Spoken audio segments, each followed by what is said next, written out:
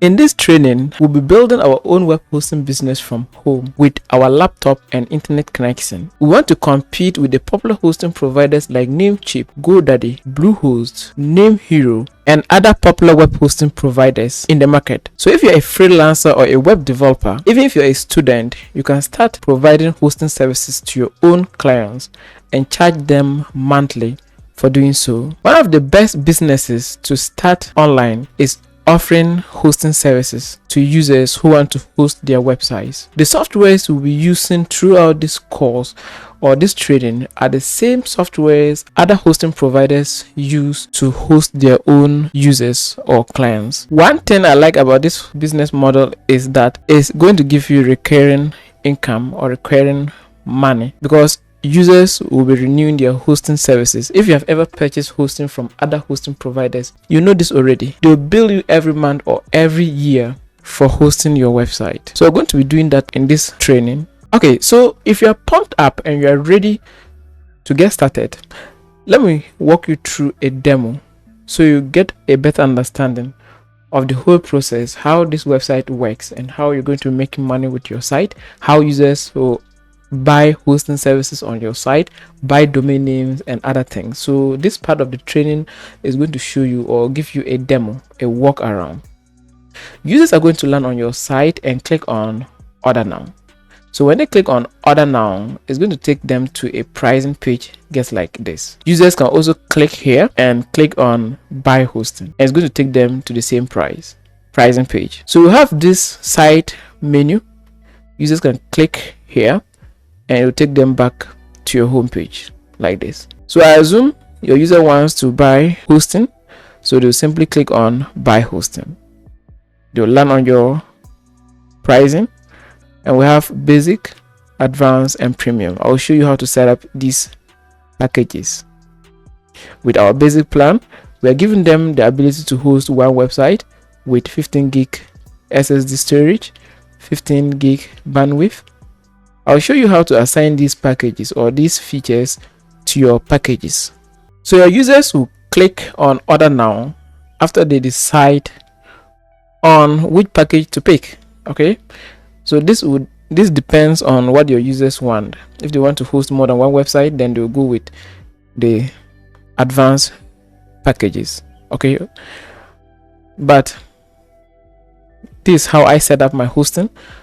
You can also reduce the price if you want. Okay, and I'll show you how to set up prices or how to price your hosting services. So users will click on order now, and they will ask to enter a domain name. If you have ever purchased hosting from other hosting providers, you notice this was the exact process you followed. You pick a plan and it redirected you to domain search form just like this. So users are going to enter their domain names. So let me enter my test domain, so solo test. But before that, let's enter something like Google, and then they can pick their tld.com, .net, .org. These things are called TLD. I'll click on check to see if this domain name is available. And unfortunately, google.com is not available because it's already owned by Google. You can't register this domain name. That will be an accident. Okay, so users will have to enter their unique domain names.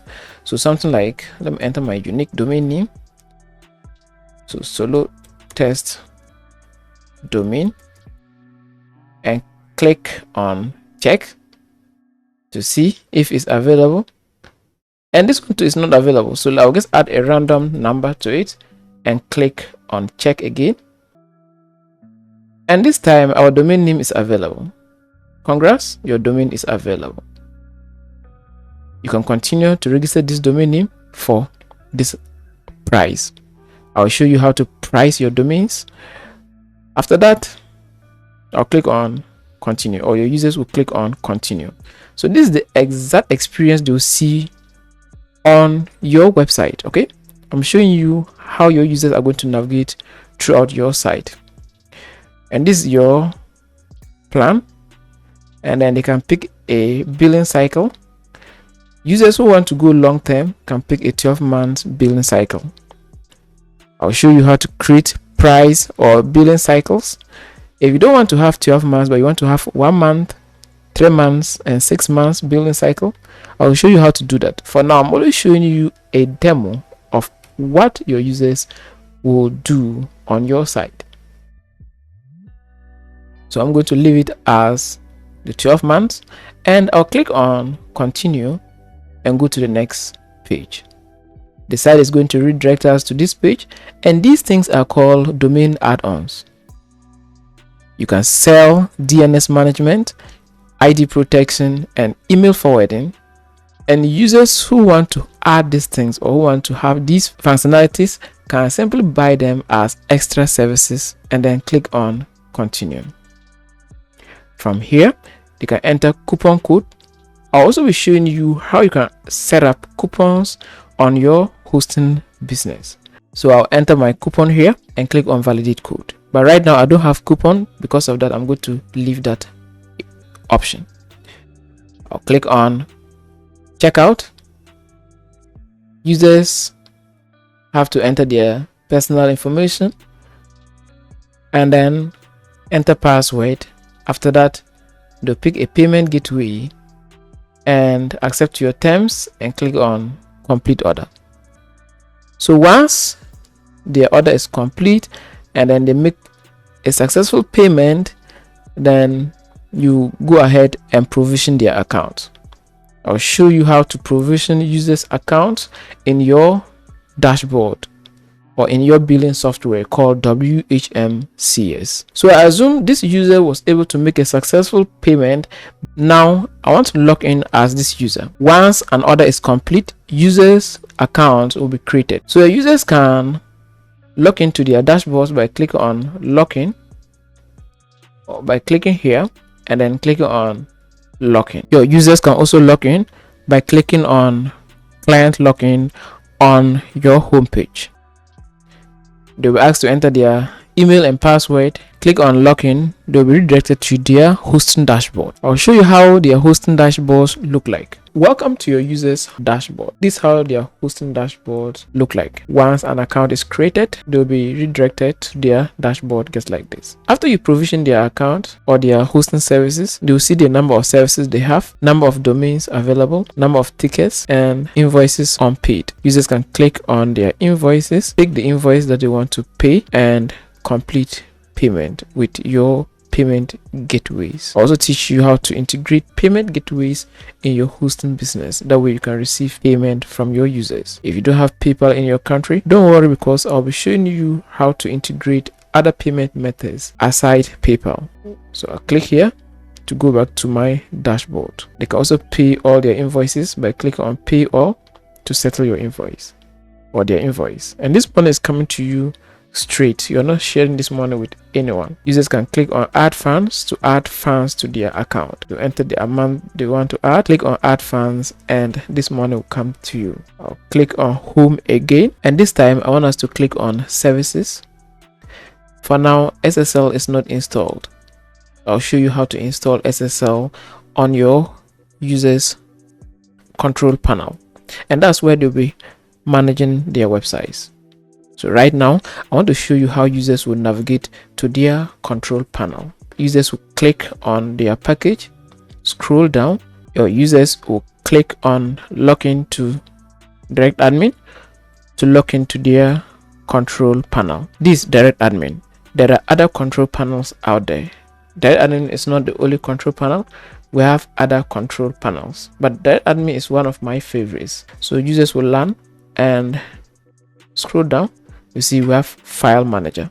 So users are going to use that option to upload their websites. Working with this control panel is super simple. It's a matter of clicking on the module you want. For example, if you want to create databases, you can click on database functionality, enter your database name and click on create. Again, I have videos on the channel showing you how to work with direct admin. So this is just the basic stuff I want to show you. Now let's go back to their dashboards. Click on domains and my domains. Users can manage their name servers, they can renew their domain status, they can manage their domain names and do a lot of things with their hosting dashboard. Users can also buy domain names directly from your site by clicking here, and then they'll click on register a new domain, enter their domain name, click on search, add this to cart, and purchase this domain name directly through your hosting dashboard. We'll be using a software called WHMCS, and this is going to be the backbone or billing solution or hosting business. Okay, so this software is used to automate hosting services and it's super simple to use. I'll be here showing you how to set up this software from A to Z. I've done this multiple of times. Because of that, I'm now a master when it comes to WHMCS. I'll hover here, click on view clients. You can see all your users here. You pick your users and you work with your users. You can see your user profile. You can send emails to these users. You can see a lot of stuff here. This gets a walkthrough video, but after that I'll be showing you in depth how to use these softwares. Okay, from there I'll click here and click on pending order, and you should see all your pending orders here. You can pick an order and then you accept this order, but take note, you only accept an order after you receive a successful payment. I'll also be showing you how you can connect your server to this software called WHMCS. We'll be creating packages and doing a lot of things with the software, and then you see this is our server. We are also going to automate everything with this software with the help of a cron or cron job. So I'll show you how to set up crons and create automation with this software. From there, we'll be learning how to create hosting packages in our WHMCS software. You see products and services. Let me enter my details because this is a sensitive zone. And right now I have my packages set up already. Don't worry, I'll be showing you how to set all these things. I'll also be showing you how you can create support tickets or ticketing system in your WHMCS that way users who want to contact you can open support. And to sum it all, we'll be setting up payment systems inside of our WHMCS. So you see we have payment gateways. Click on that and we'll be setting up payment gateways. There are a lot of payment gateways available that you can enable, but don't worry if your payment gateway is not there. I will show you how to, or if you're from Africa, I will show you how to integrate a payment gateway called Flutterwave or even Paystack for your hosting business. If you're in the US or where PayPal is supported, your case is going to be very simple. So if you're pumped up and you're ready to learn how to build your own hosting business just like this, stay tuned because right now I want to show you the things you need to start your own hosting business, just like what I have here. All right, now in this part of the training, I want to show you the things you need in order to have your own web hosting business online. So right now, these are the things you need to set up your hosting business. First, we need a domain name. You need to register a domain name, something like yourhostingname.com, zinahost.com, namecheap.com. You have to get a domain name for your hosting business. Building a website online, you also need your own domain name. Okay, so building a website online, you also need a domain name, and that's what people are going to type to get to your website. So something like yourhostname.com or yourhost.com. Right, after that you need a form of hosting called Reseller Hosting. This kind of hosting will help you create SAP hosting accounts and sell them out to users. Okay, you simply buy a single package that you can create SAP control panels and give them to your users. Okay, so it's a form of hosting called Reseller Hosting. Starting your own hosting from scratch, you need hardware, you need a lot of money in order to start, and you need server maintenance, engineers. So because of that, there's a form of hosting called Reseller Hosting. You simply buy the hosting package and then you create SAP accounts, okay, and then you sell them out. So that's what we call Reseller Hosting. The next thing we need is our hosting template, which is a one-time purchase. So this my web hosting, and this is the template I'm using. Users can click and do whatever they want to do on your hosting website. All right, so we need that hosting template. It's very important, so we'll get it, which is one time. And finally, we'll need a software called WHMCS. WHMCS is a very expensive software, but our hosting provider I will be using in this video will provide it to you for free. Okay, and it's not for free because you are actually buying their hosting plan and they have added that to their billing. Okay, so you get it from your hosting provider. So in total, you're paying somewhere $30 to $40 to get started with your hosting business, with what I guess demonstrated to you in this video. Okay, so if you're excited to get started, then all you need to do is open a new tab and type makigohost.com, because this is the hosting provider we'll be using to buy our hosting plan, our reseller hosting packages. We'll also be using this hosting to get our domain name. So what I want you to do is to hover here, and beneath here we have reseller hosting direct admin. Click on that and then click on get started.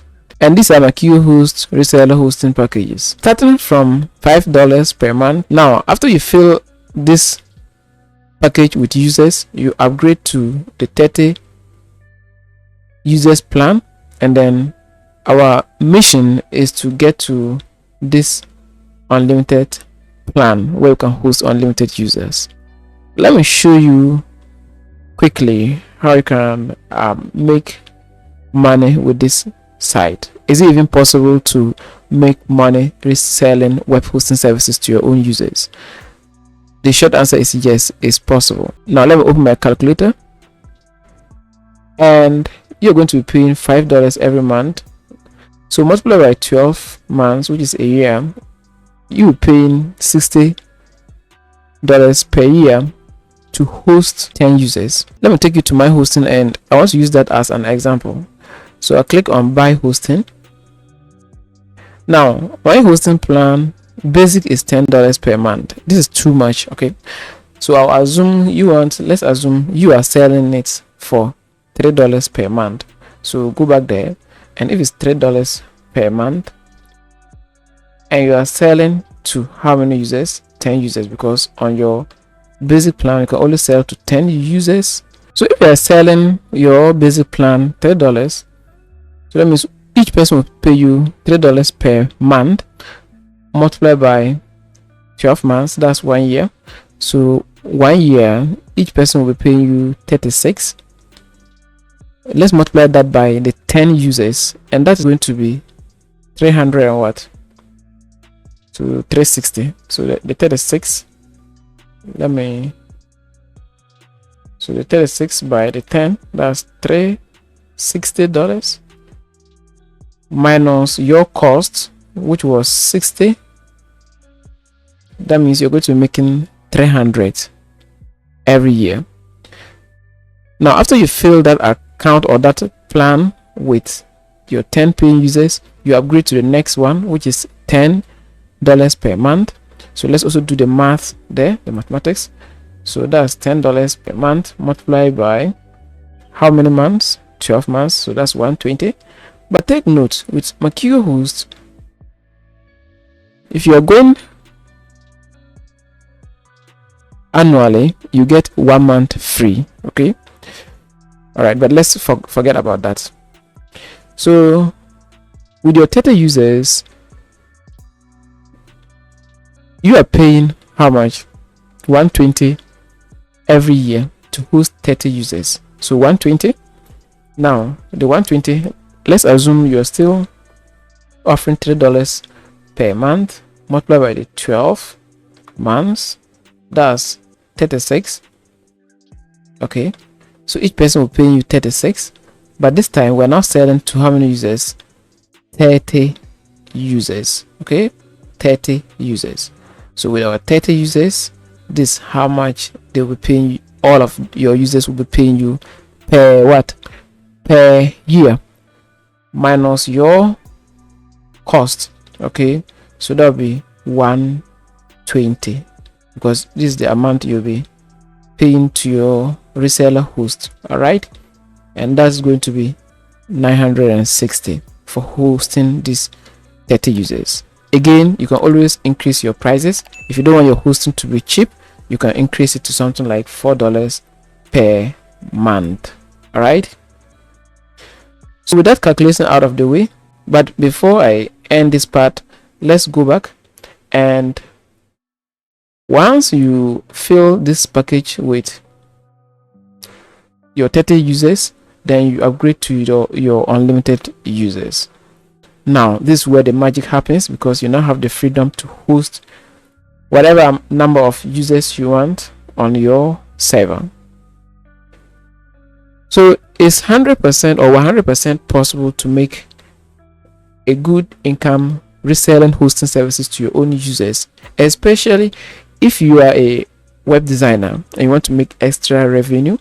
You can build these websites, host it on your own web host, and charge them monthly to get extra cash or extra revenue. Even if you're not a web developer, you can partner with web designers or web design agencies and tell them, hey, I have a hosting business that you can host your users' websites on my side and get some commission for doing so. You can also have affiliate program in your site, right, which is here, and I'll show you how to do or set up your affiliates. So web developers want to host their clients' websites on your host.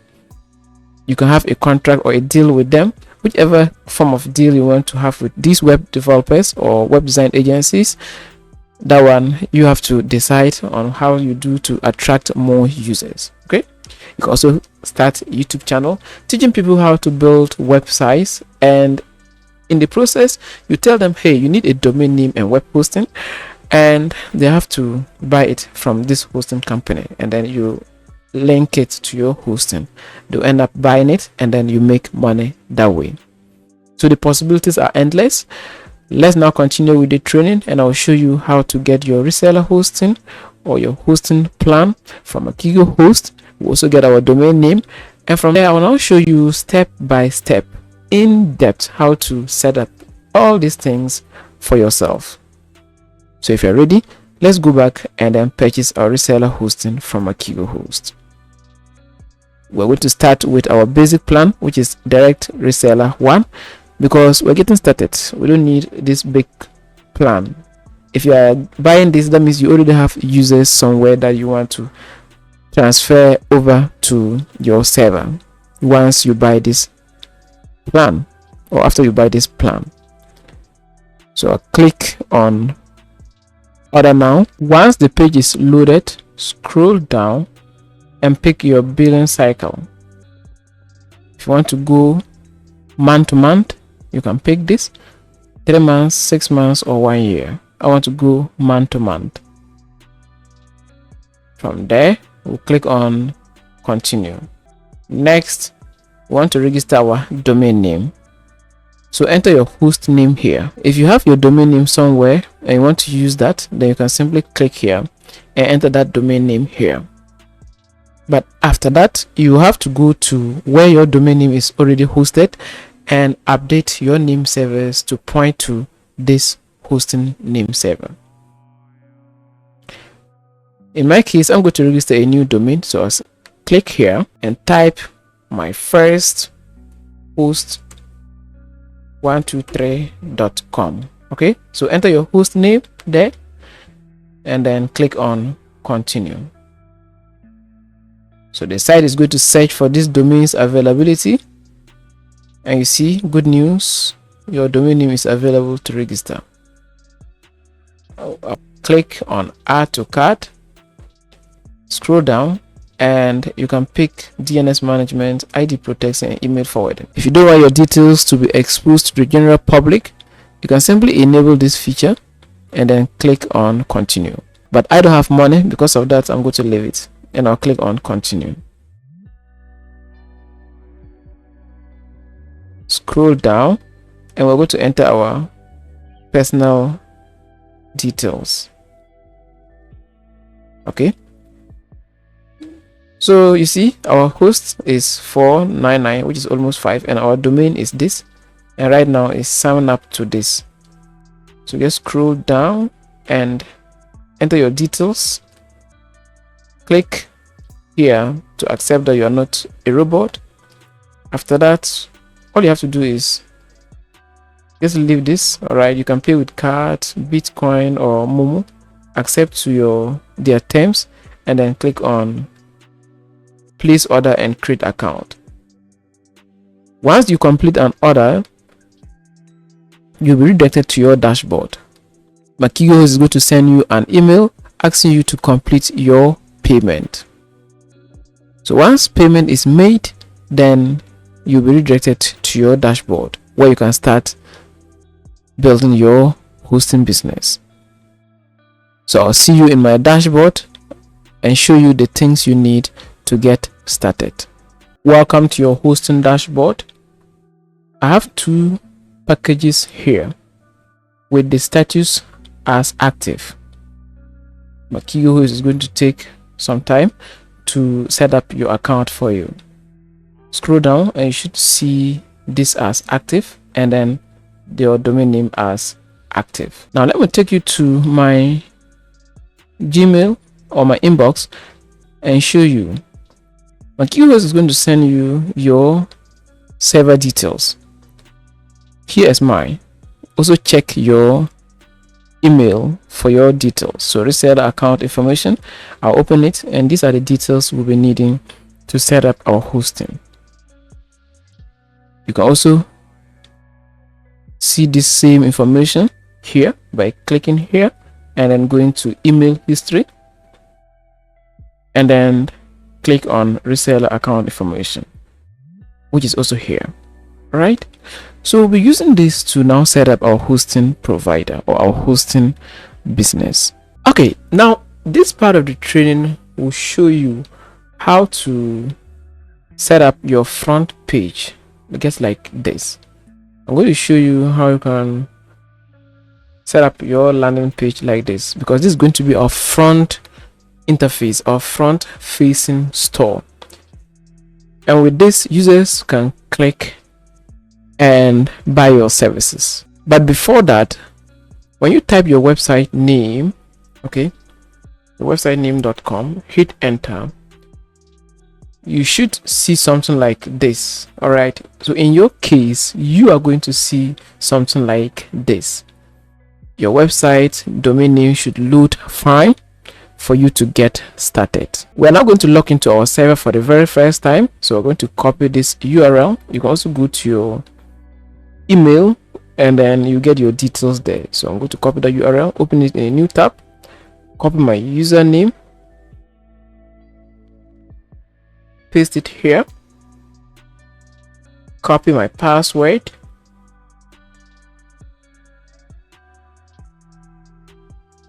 paste it here, and click on login. And we're going to log in to our reseller hosting account for the first time, and this direct admin. Now that we are successfully logged in, I want you to look on top here, the top right corner. You should see this reseller theme plus this. Okay, so there are two. You are on a 2-level tier. That means you can sell hosting to other users, but regular users can only see these options to host their websites. But because you are a reseller, you have these features to manage your own users. Now that I have that out of the way, let's now set up our front page to look something like this. To get started, make sure you go back to your hosting control panel and make sure you click on user. From there, scroll down to where you see file manager, click on that, and here you should see your domain name listed. Double click on it and go to public_HTML and double click. Now you're going to see this and another file. Just delete only the index.html, delete only this file. so I'm going to delete it because that's what is responsible for this. Okay, so we want to delete it. To create this page, upload your website into the public directory, so we're going to delete this. Right click, scroll down and click on remove.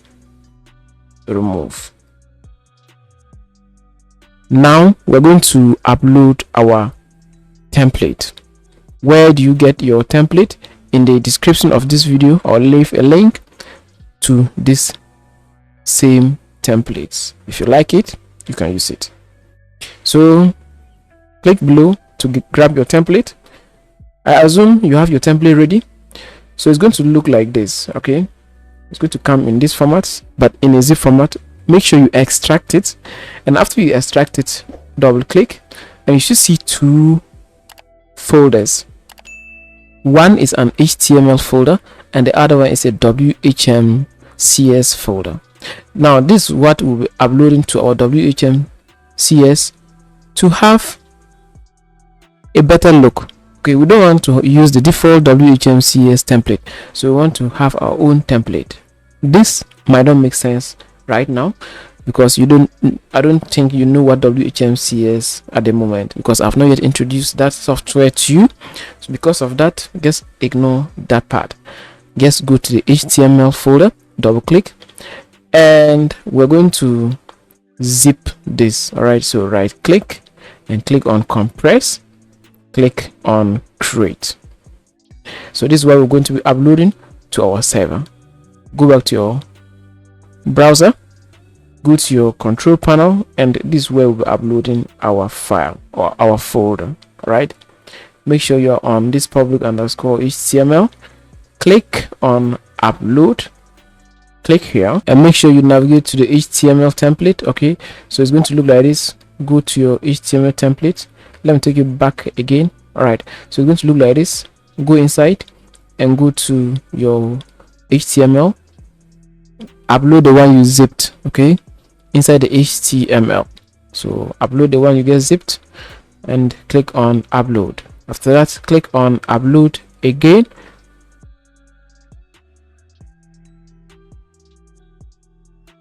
and click here and then close. Next, I want you to right click and click on extract.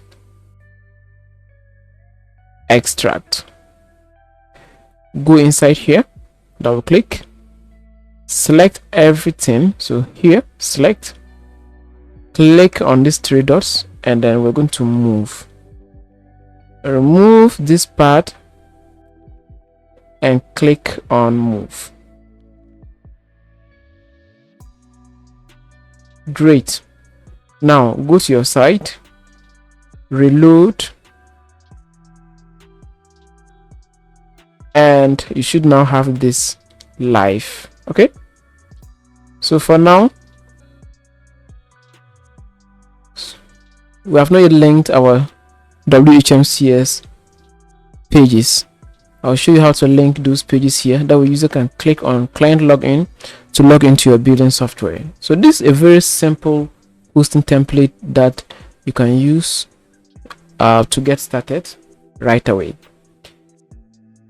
Now that we are done, let's take a look at how we can set up these packages, because you might not want to give or have the same names, the prices, maybe you want to change them, the features, you want to change them. How do we change these things?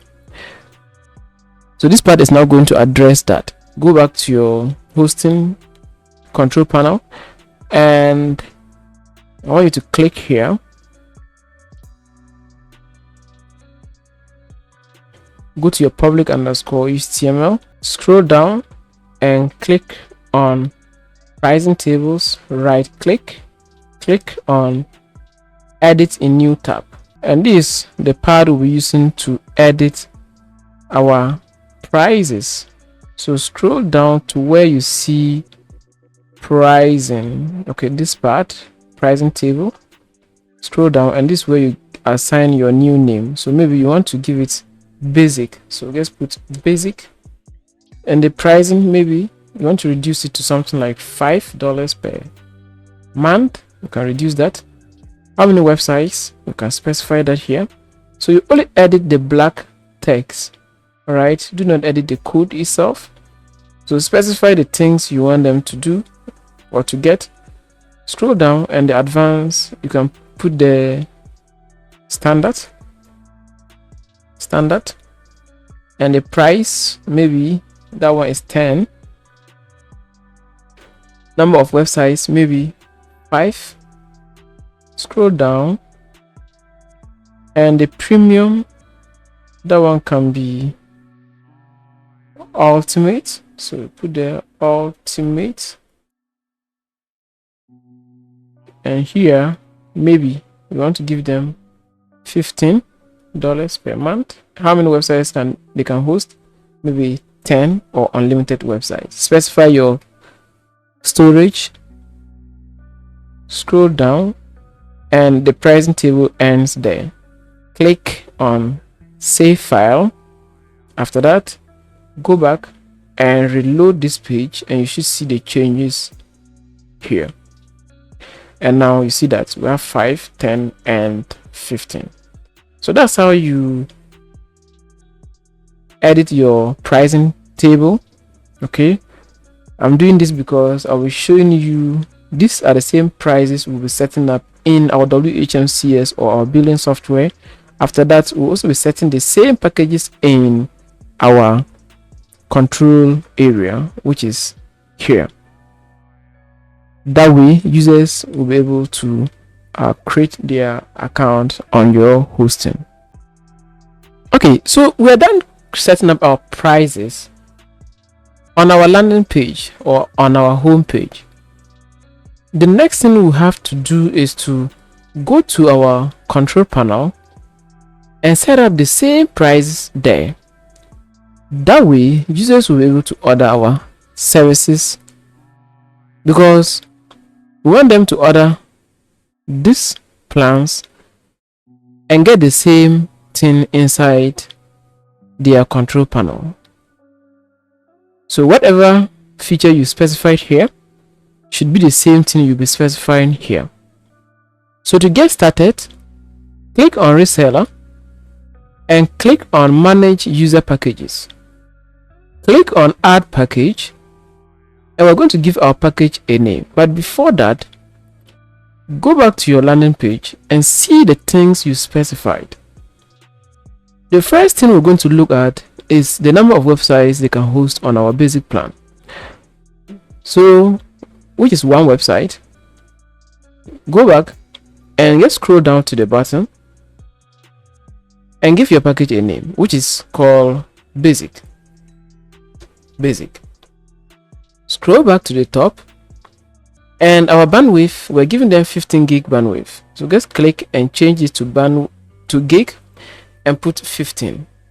Our disk space, we're also changing it to gig, and we'll also put the 15. iNotes, you can leave it as unlimited.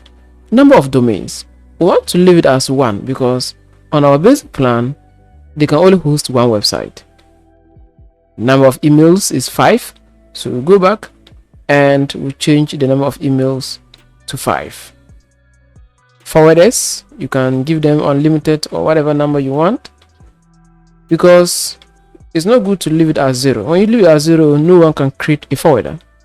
So I'll give something like 10 or whichever number you want, you can do that. MySQL, go back and see your databases, they are 10.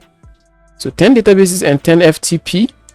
So I'll go back and put 10 databases and 10 FTP. Scroll down. Want them to be able to see GI, so leave it as it is. Scroll down again, and I think you can leave everything but enable this.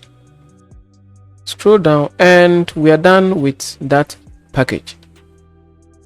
All we have to do is just click on save, and our first package is ready.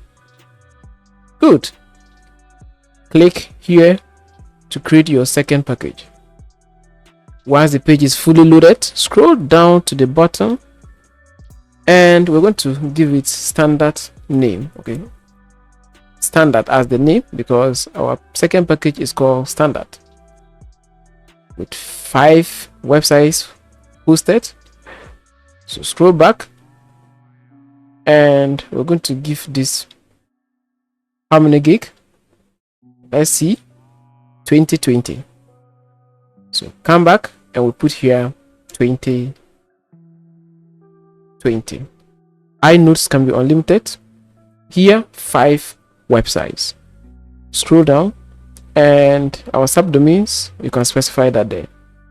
Number of accounts, emails, maybe unlimited, because I have unlimited emails here. 20 databases and 20 FTP. So I'll go back. So 20 databases, 20 FTPs, CGI access. Scroll, and that is it. So let's click on save, and our second package is ready. It's left with our last plan. The same thing, we change this and this, and this time we want to give them 50 gig. So come down, and we're giving them 50. iNotes can be unlimited. Okay, you can leave it as unlimited. You can also restrict that. Domains, how many domains do you want them to be able to host? 10. Or websites do you want them to host? 10. So come here and we put here 10. Subdomains, you can increase that. Emails, unlimited. Scroll, forwarders, make sure you give a number because we want them to be able to forward. So I think you can leave it as unlimited if you want. Okay, scroll down, and your databases, we want to give them how many databases? Let's see, we want to give them 60. So come here, and we're going to put here 60.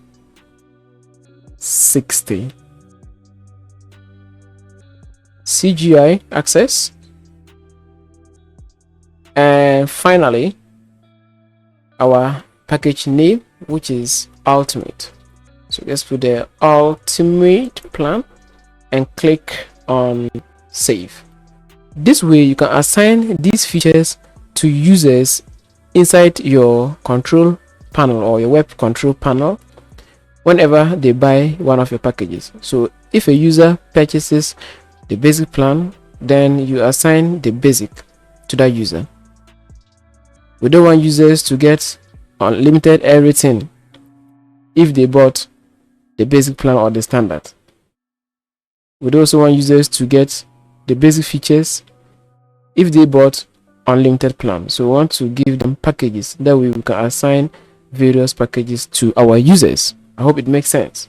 We are done creating our packages in our control panel. It's then time for us to install our billing software, WHMCS. So all we have to do is to click on this user and click on menu. Scroll, and you should see file manager. Click on file manager. Double click on your domain.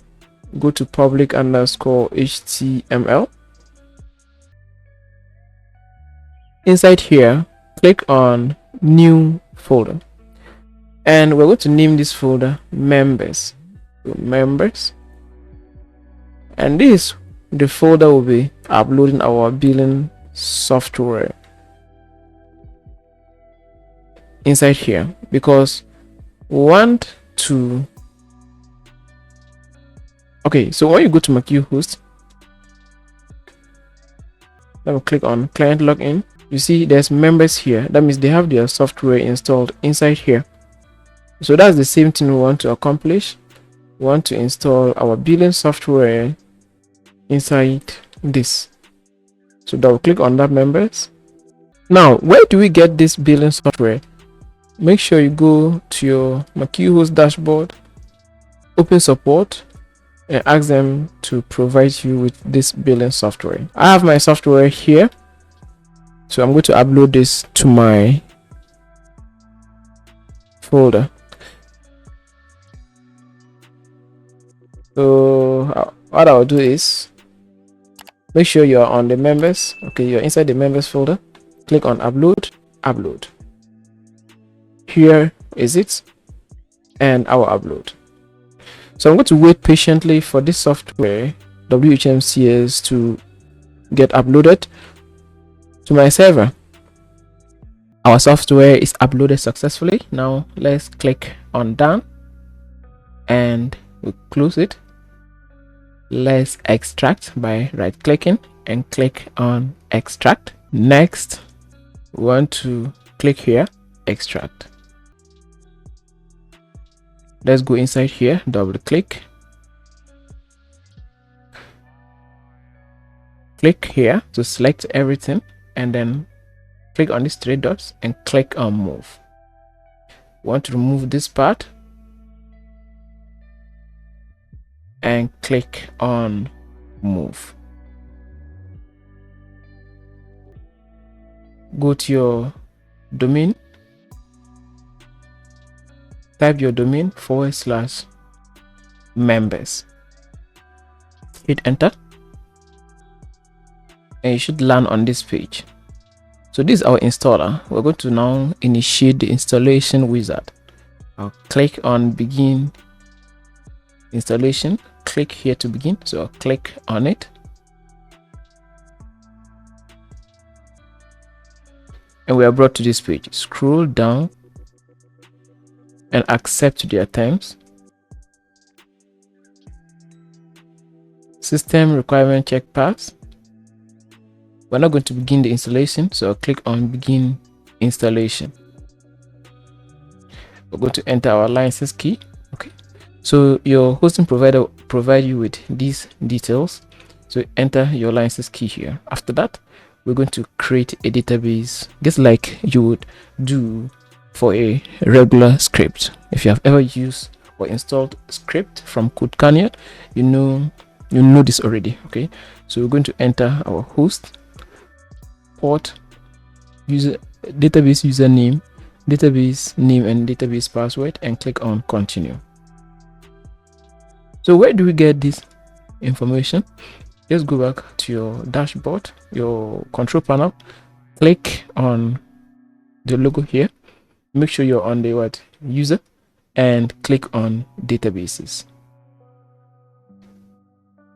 I already have databases created. Just forget about my databases and scroll down and click on this, and then give your database a name.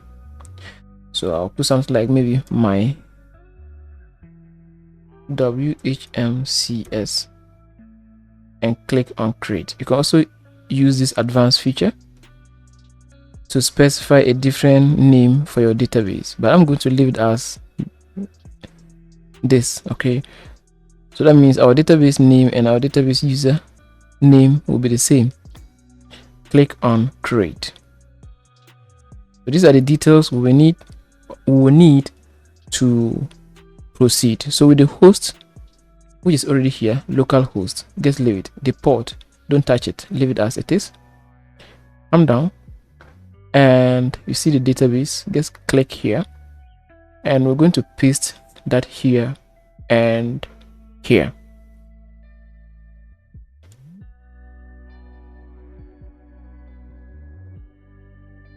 So our database username and our database name are the same.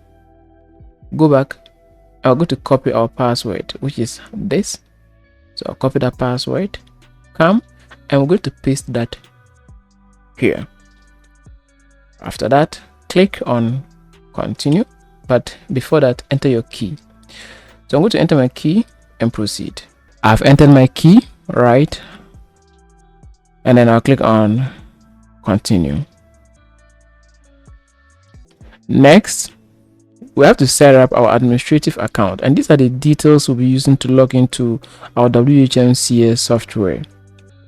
So enter your first name, last name, email, your username and password. These are the details you'll be using to log into your WHMCS. So let me enter that quickly and get back to you. I've entered my details, so I'll click on complete setup. Scroll down, and the next steps are outlined here. We have to delete the install directory and then secure our WHM software. So the first thing you have to do after installing this software is to secure it. If not, it will get hacked. So we're going to first of all delete our. So I'll go back, scroll, click on file manager, your domain, go to public_html, go to members because that's where it is installed. I'm going to delete this one. Okay, delete it. Right click and click on remove.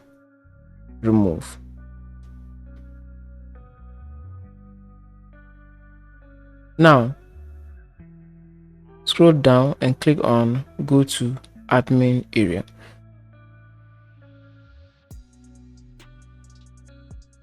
Let's enter our details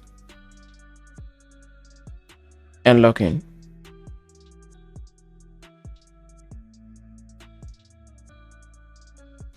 Congrats, we've successfully logged into our software for the first time. So the next thing we're going to do is we're now going to secure this software. That's the very first thing to do before you even think of doing anything on this software. All right, so to begin with the security aspect, we are first of all going to view a document I prepared to help you with the security aspect because it's a lot. So this is the document, and there are 4 steps to securing our WHM software. We're first of all going to change our admin URL because before you can get to your WHM CS installation admin page, you have to add /admin. Hackers know this already. Because of that, we want to change it to something different, something unique. That way, hackers will not be able to guess our admin's link because that's where our software is installed, and that's the door. So in case they get access to this, they'll be able to brute force and hack your WHMCA software. To change this link, let's go back to your file manager and look for that folder called admin. Right click, and we're going to rename it, and I'll put something unique there. So X my admin. Okay, you can also give it whatever name you want, but I want to name it as this. This way people will not be able to guess this name. So X my admin. Now copy this name. Okay, you can also, if you can remember it, no problem. So leave it as that and click on rename. So your admin's link is now X my admin. But when you go to your host name /members /X my admin, it's going to give you an error because the software does not know where that folder is. Because of that, we're going to tell our server where it is. So let's go to configuration, right click and click on edit in new tab. While that page loads, go back, and we're going to copy this code, go back, and beneath here, make sure beneath, just leave some space and paste that code there. Now with this example, just remove it and put that folder's name X my admin and click on save file. Now let's go back, and this time if you try accessing your admin's area, it's going to tell you, or it's going to give you a 4 error because this path does not exist again. So now put X my or enter your new path, hit enter, and you should be able to get to your dashboard successfully. So that's the first step in securing our WHMCS software. The next one is we're going to change the path for our configuration file, which is here. So we're going to give it a 400 permission. Let's go back, and you see this configuration, we're going to give it 400 permission, which is here.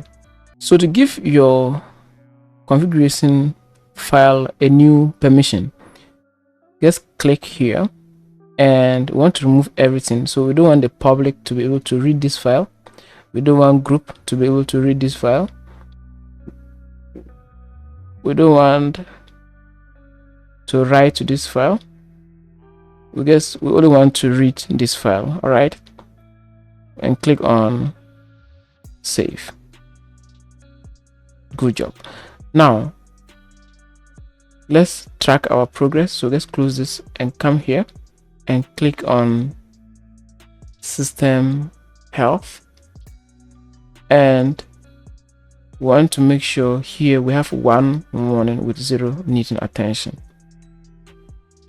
Next, what we want to do is we want to secure our writable directories, and these are the writable directories, these 4 folders.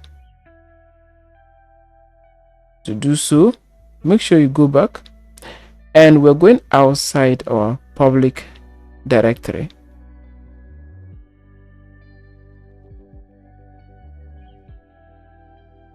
And we're outside our public directory because this is our public underscore HTML, and we're outside it. Click on new folder, and we're going to name it WHMCS data. Click on create. Now go inside your public underscore HTML and go inside members, and want to move this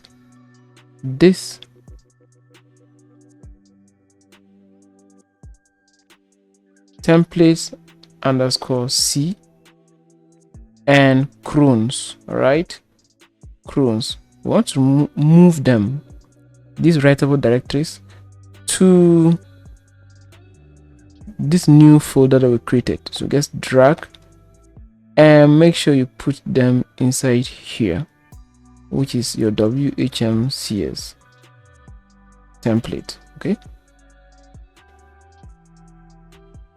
all right, so 4 directories moved. Just go inside it and see if they are there. All right, and they are there. So that one you saw, ignore it, it's not anything, and they are there. But now after we move them, we have to tell our software where they are. Because of that, come beneath, and we're going to copy these paths. Just copy them, copy, go inside your public underscore HTML, and we're going to our configuration file. So go to the members, go to your configuration file, which is here, right click and edit in new tab. It's like I even have it somewhere opened already. Okay, which is here. So you see this path, remove it. You see this, remove it, and we are going to paste those new paths we copied. Just paste them there. But you see this user here, username, remove it and replace it with your username. Now to see your username, just click on your direct admin, and you see on top here, this is your username. All right, so make sure you put that username here.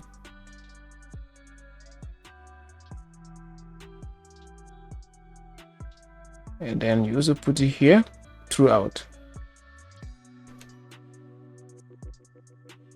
make sure you enter the right username, if not you get an error. And then this one. Finally, this one. All right, so I'm making your work a lot easier for you. Good. So now that we have that ready, we are now going to, okay, so let's check to see. All right, so we've moved them, but we have to change their configurations inside our storage settings. This will not make sense, so just follow me. Go to system settings. Here, type storage, click on storage settings, enter your password, click on confirm password. Now this is where we're going to be changing our paths. When you click on configuration and try this test, you should get an error. Okay, so you see they are now invalid paths. Because of that, we're going to create new paths for them. But before that, you see here, copy, just copy it and copy this. Now click on plus, paste, and this time remove from here to where? To here. We remove this and put /, okay? Because this is where, all right, it's like this is confusing a little bit. Now come here, go to terminal. This will help us a lot. So go to terminal. You should see terminal.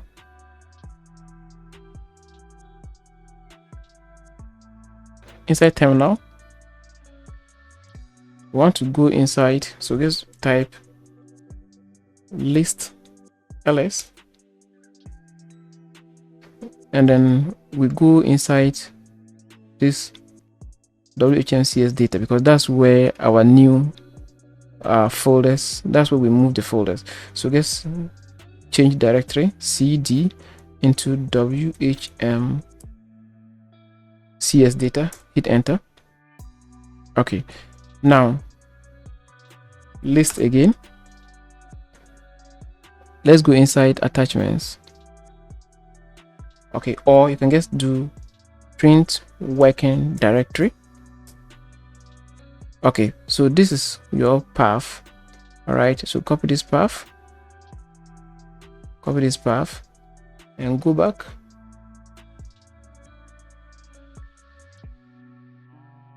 Paste it here, but make sure you now put / downloads. Right now, if you don't want to do that, you can simply just go into change directory to the downloads. Just change the directory to the downloads that way, and now type print working directory and copy the whole path. Okay, so this will help you. Copy and paste and click on save. Okay, so we now have a valid path for our downloads. It's left with attachments. So click again, and we're going into our terminal again. Okay, so with this, you can simply copy this and replace the downloads with attachments. Okay, but if you don't want that, just go back one level, cd -- hit enter. Here, just cd into attachments, print working directory, and we're going to copy this path, copy, go inside, and we're going to paste. So if you don't want to suffer, just put this same link in your in your settings, but the only thing you have to change is this one. See this, your host name, your username. Just change that, and that's all, and click on save. Good. Now go to settings, and you see this client file. Click on this drop down, and you should see where it's supposed to be, which is attachments. But we don't want the long URLs, so we're going to use the short ones, which is this. So attachments, and you're going to switch. Continue. Downloads. So we don't want the long one, but we are rather picking the short one, which is downloads. Switch. Attachments. So this is going to be attachments, because you can see that name attachments there. So let's go to attachments. Switch. Email images. Downloads. So go to downloads. Switch. This is attachments, so come here, attachments, switch. Knowledge base images, click attachments, so go to attachments, switch.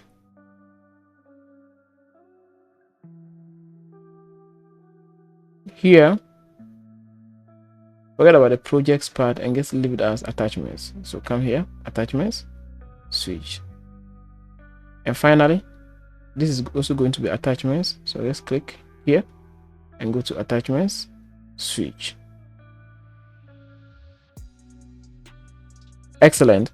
Now let's go back and go to system health again. And that error is gone. So we now have 2 warning. And one final thing, we have to enable auto updates, which is here. To do so, make sure you create a folder inside here called,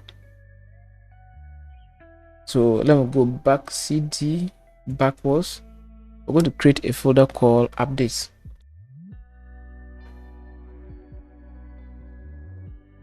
List.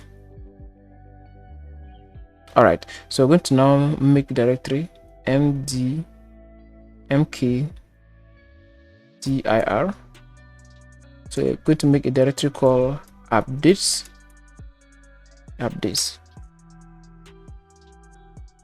List again, and you should see that updates there, which is here. So make directory simply means create folder. If you don't want, you can just go to your file manager and create that folder there called updates. We're going into that updates.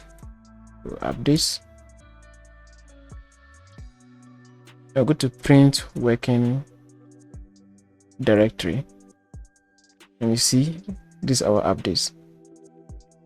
So copy this. Okay, let's copy that. Copy. Now I want us to hover on where utility and click on updates, and inside here click on configure updates, and we're going to enter a path. Just paste that path I asked you to copy, scroll down and click on save. Go back to system health again, click, and you should now have 1 warning. So for this, just forget about it, because this is not a security issue. One final thing we have to do is we want to, let me take you back to, so let's do cd tilde list. Go to, so okay, let me clear my screen. Clear. Now I want to go into public underscore HTML, and then go inside members folder, that members folder where WHMCS is installed. So members. Now I want to print working directory, and this is where our WHMCS is installed. So copy that path, copy.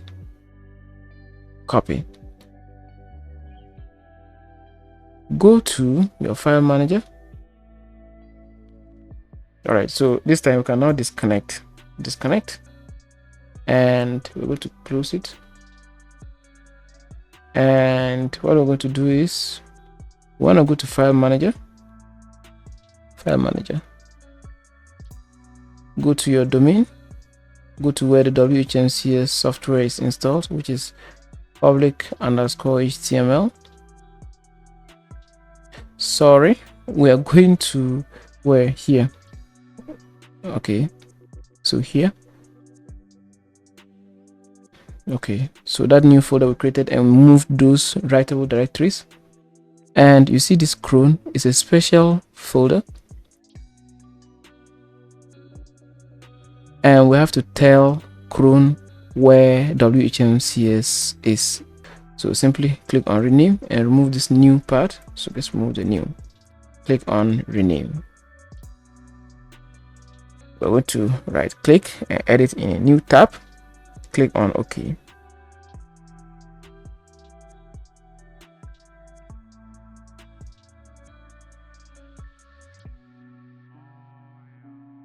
Screw, and this part, remove this comment, and you see from here to here we're going to paste that path I asked you to copy, and click on save.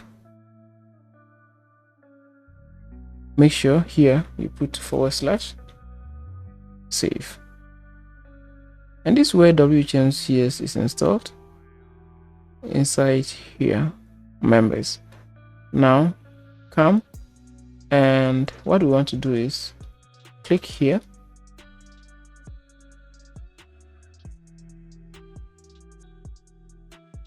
and cron has never run, so click on the error, and you see here copy this cron command. We are going here and we're going to set up cron.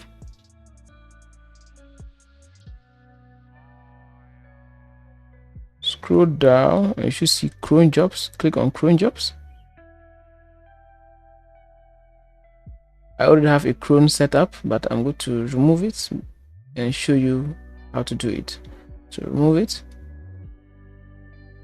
click on create cron job,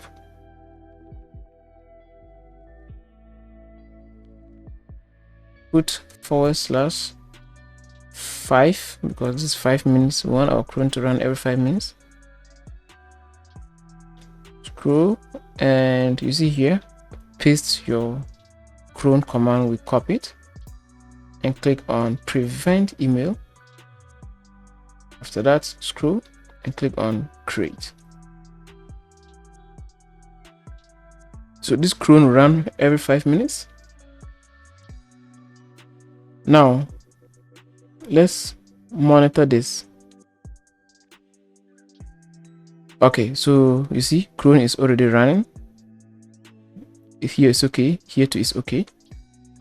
And let's check again to see the last time cron ran, 15 seconds ago.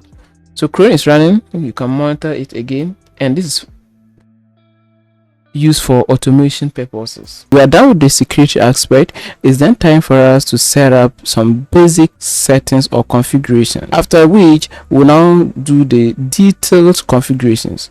So we want to get up as soon as possible with this software, that way you can start accepting orders right now. To begin, hover on this gear and click on setup wizard, and this is our setup wizard. This is going to help us set up payment systems, domains, and our general settings.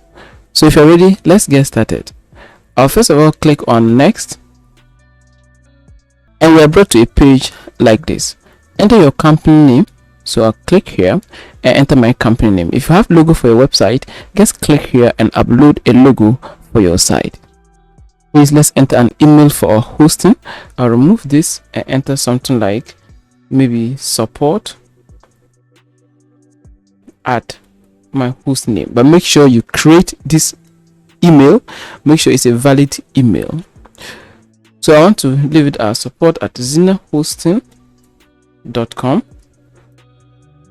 enter an address. Now this address will be displayed on your users invoices, so it's important to have what we call an address. So something like this.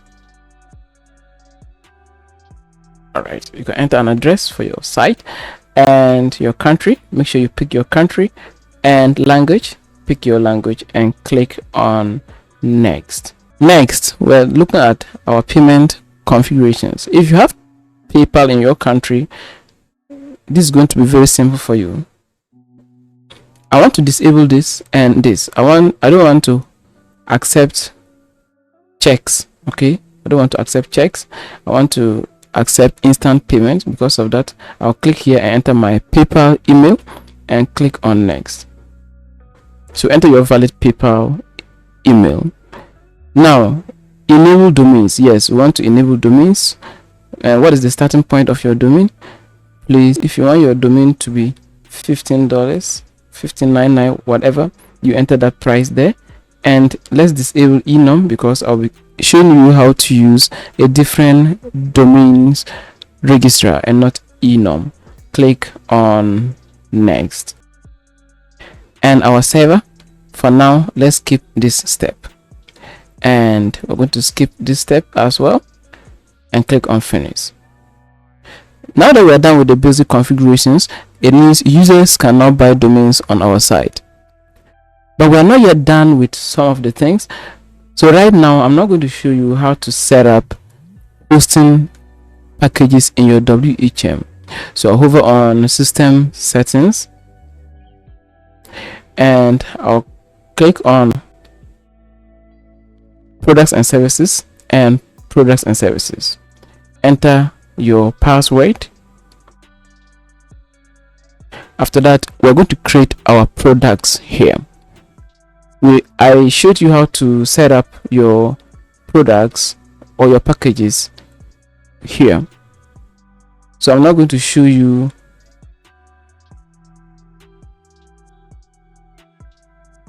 These are the packages we have on our landing page.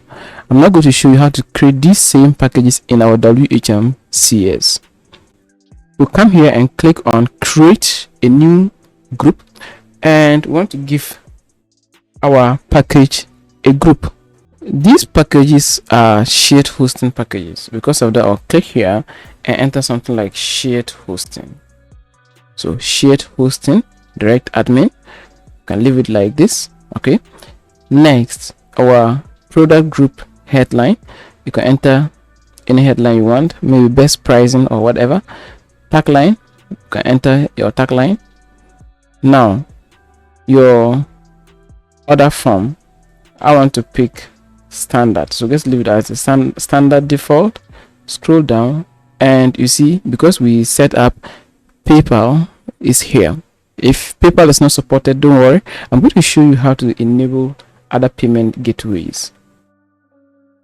We don't want our package to be hidden, so just click on, or our group to be hidden, so just click on save changes. Go back, and now we have a group called shared hosting direct admin. Click on create new products, and we're now going to set up our actual products. So this is shared hosting. Scroll down, and the group, just leave it as it is. Product name, so for this, go back, and this is the product name. Go, so copy it and come here, paste it here. Module, we're picking direct admin. Scroll and create as hidden. Let's turn that off because we don't want to have this hidden. Click on continue, and we are brought to this page.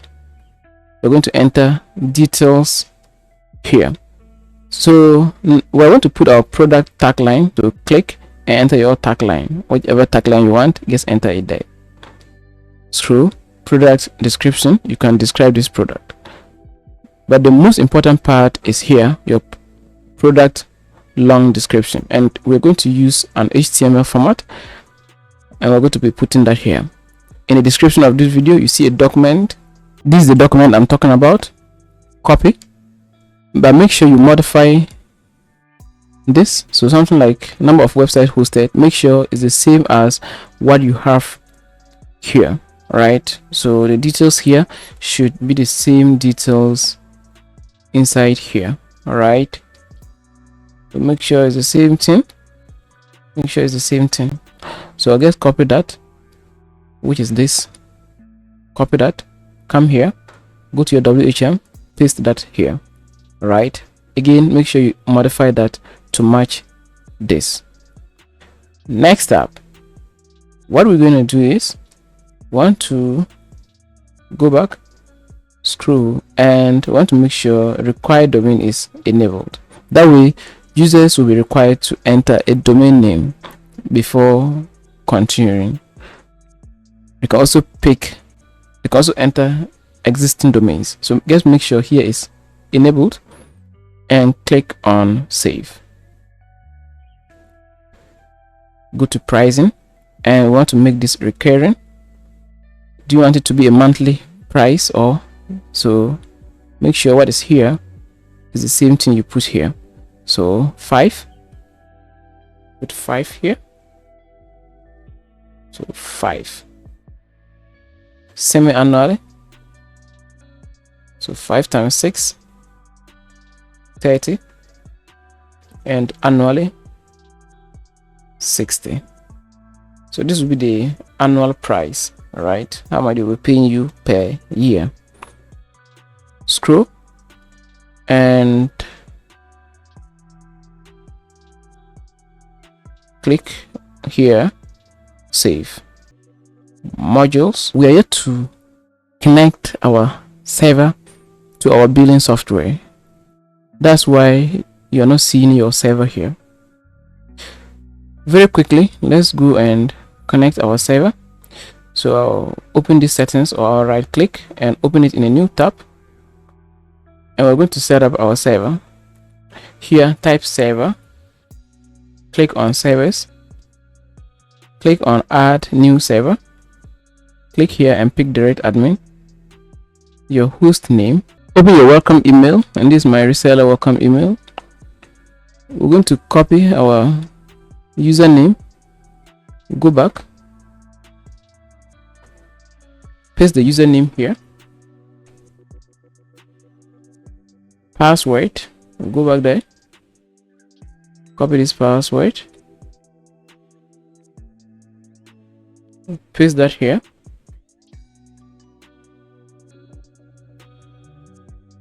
go back, host name, copy this. All right, go back, I'm going to paste the host name here. All right, so this is the host name, paste it there, and click on test connection, and you should see this connection successful. Values have been auto filled. Give your server a name, so maybe SVR1. So this is server 1. IP, go back to your email, copy this IP, copy. We want to make sure we paste that IP here and here, scroll down, and here and here. Primary name servers, they are here, so your name servers, copy, come here, paste here and here, but make sure you change this to 2. Scroll again, and everything. So we're good to go. Yeah, we're done. Click on save. Excellent. Now go back here. This error, ignore it. Okay, come back here, and what we want to do is we want to click here, pick any of them, and then click and go back. Okay, so just go back here and click on direct admin. Now you should see your direct admin packages appearing. Okay, so the packages we now have inside our direct admin are here now. To check if everything is successful, just click on this direct admin thing and it should take you directly to your hosting control area, just like this. That means everything is good. Now go back, and because this is our basic plan, we want to pick basic here, so just leave it as basic. Scroll, and we want to automatically set up product as soon as payment is received, and we'll click on save. Good. Go to free domains. If you want to offer free domains, you can do that here by clicking on this. You offer a free domain registration and transfer only, but they will renew it after 1 year. All right, and you only offer free domains to your annual users, those who purchase your annual hosting cycle. And which domain do you want to offer as free? You can select them here. I'll show you how to set up domains, but for now I don't want to offer free domain, so I just leave it like this and click on save, and we are done. Now click here to go back. We want to set up our second package. Now the easiest way to do that is to just click on duplicate a product, and we're going to give a new product name, which is going to be our standard product or package. Enter that here, standard, and click on continue. It's going to duplicate our existing product. All right, so now we have the standard, but here we have to edit this and change them to our standard features, because our standard, we have these features. So make sure you edit them. So something like here is 5 websites, so come and put there 5 websites. Number of storage, edit that. Bandwidth, edit. Number of emails, edit. Scroll and click on save. Pricing, let's check our standards, and we are offering $10 per month. So come, and this time we're going to remove it and put 10. 6 months time is going to be 60. 1 year time is going to be 120. Click on save. Module, this time I want to select our standard and click on save. Let's go back and set up our third package. So click on duplicate a product, and we're picking the second package, which is the standards, and we're going to give it a name, which is ultimate, which is here, ultimate, and click on continue. Scroll, and you have to edit your product description, because here we have 10 websites, 50 gig. So come and put something like 10 websites, 50 gig. Just edit it, okay? 50 gig. Scroll and save your changes.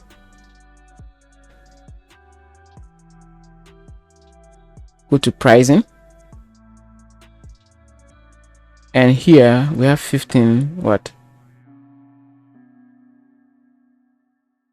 $15. So come, and this is going to be 15. 6 months is going to be 90 and 180. Scroll and click on save.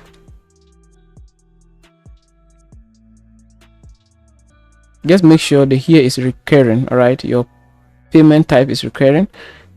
Click on module settings and click here to pick your ultimate and save. Good. Now let's check our hosting again to see. So I'll type Zina host / members / members.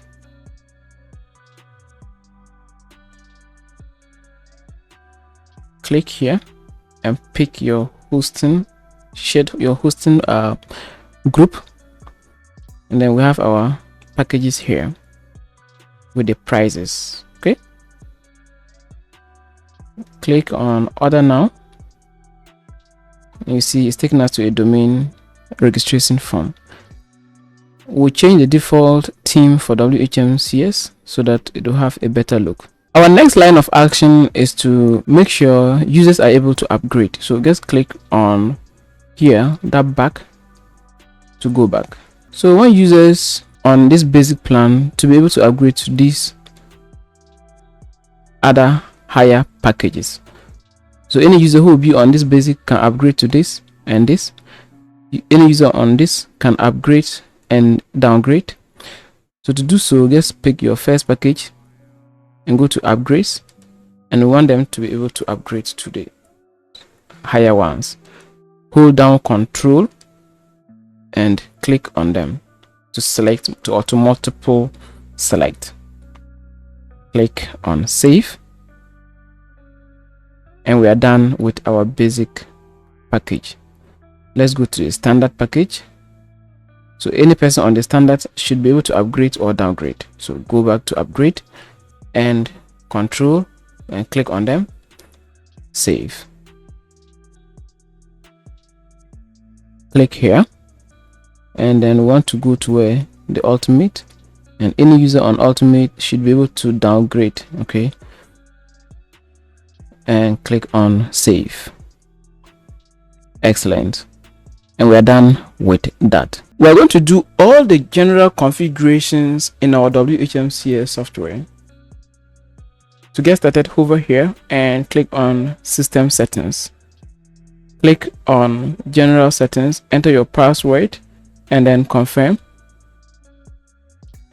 And we're going to enter our company name, email, domain, and your logo. If you followed the time we set, we did that already. Okay, we did that already. We did this part already with the help of this Get Started wizard. So scroll down and you see this theme. We're going to upload our own theme. Right, I'll show you right now how to upload your own theme, but that will be later in the training. All right, because we don't want to have this look. Our website doesn't look good.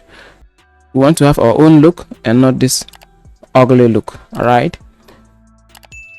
but for now, let's continue, and after that I'll show you how to do that. Go to localization and make sure you pick your country, your language, your date format. This is very simple, and click on save.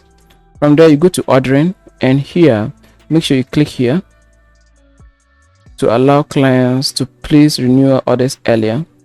Okay, scroll down, and your terms page, go to your site and copy your terms.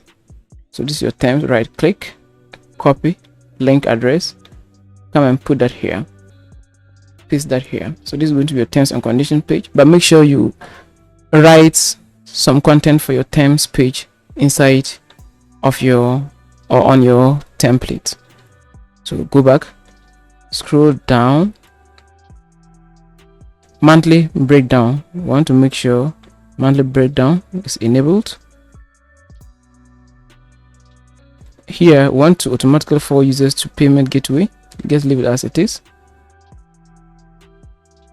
Skip fraud check for existing. We don't want to skip it, so leave it. And here block existing domains. Yes, we want to block existing domains. We don't want users to place or to order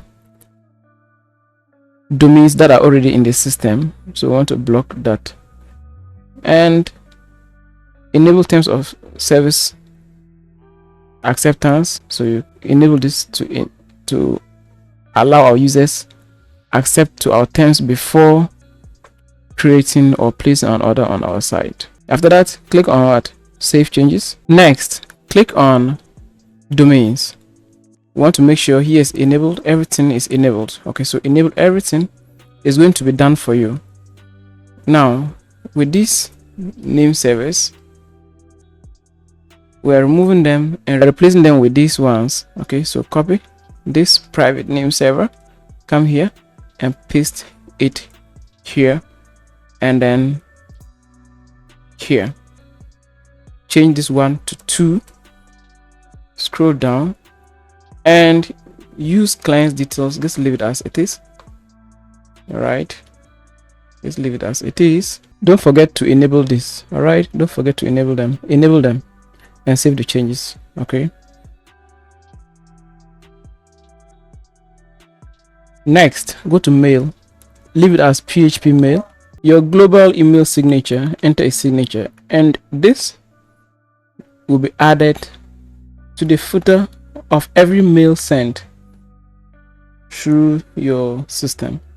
Scroll down, don't touch anything here, remove this and put your site name. So Reseller Hosting, also put your site name. Now we want to leave this as no reply. Okay, we don't want system emails, we don't want users to reply to system emails. Scroll down, and here if you have a pre-sale contact form email, enter that here. So I would advise you to create an email like sales. So just go and create this email, sales at your post name, or if you have a specific email you want your users to use, then enter that here. After that, we'll come back and then select. I don't want us to use this general inquiry. We're going to create departments, and then we'll select that department here. But for now, let's leave it as the general inquiries. Okay, and click on save. Excellent. Go to support, leave everything as they are. Come here, invoice. Here also leave everything except here you see your late fee.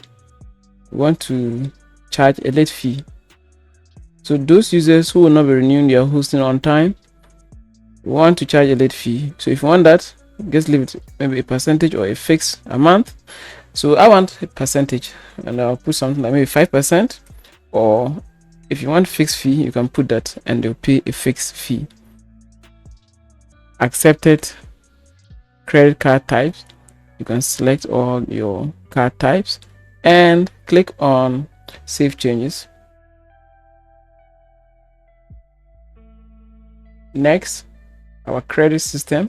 We want users to be able to add credit or funds to their hosting dashboards, and they will use those funds to renew their hostings.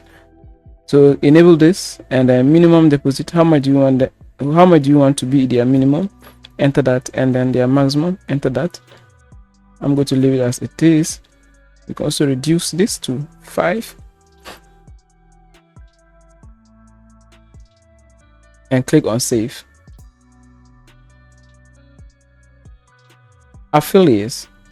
This is where we enable our affiliate system. So click here to enable the affiliate system. Now your affiliate earning percentage.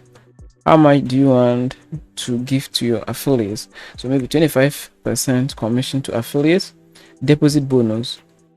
Any affiliate who will sign up an account or request to be an affiliate will get maybe $5 or $10 credit for just joining your system. If you want that, enable it. Payment threshold. How much do you want them to reach in order to request for payment? Enable that. Now the delay, I want you to put 30 days so that you can see if the users these affiliates are bringing are even legit before you can pay out their commissions. So you want to delay that, maybe 30 days. You can enter whatever you want there. Now payout request department. Right now I've not created the support department, so I'll put this in my notepad and then come back later so that I will not forget and show you how to do those things. So let me do that right now. And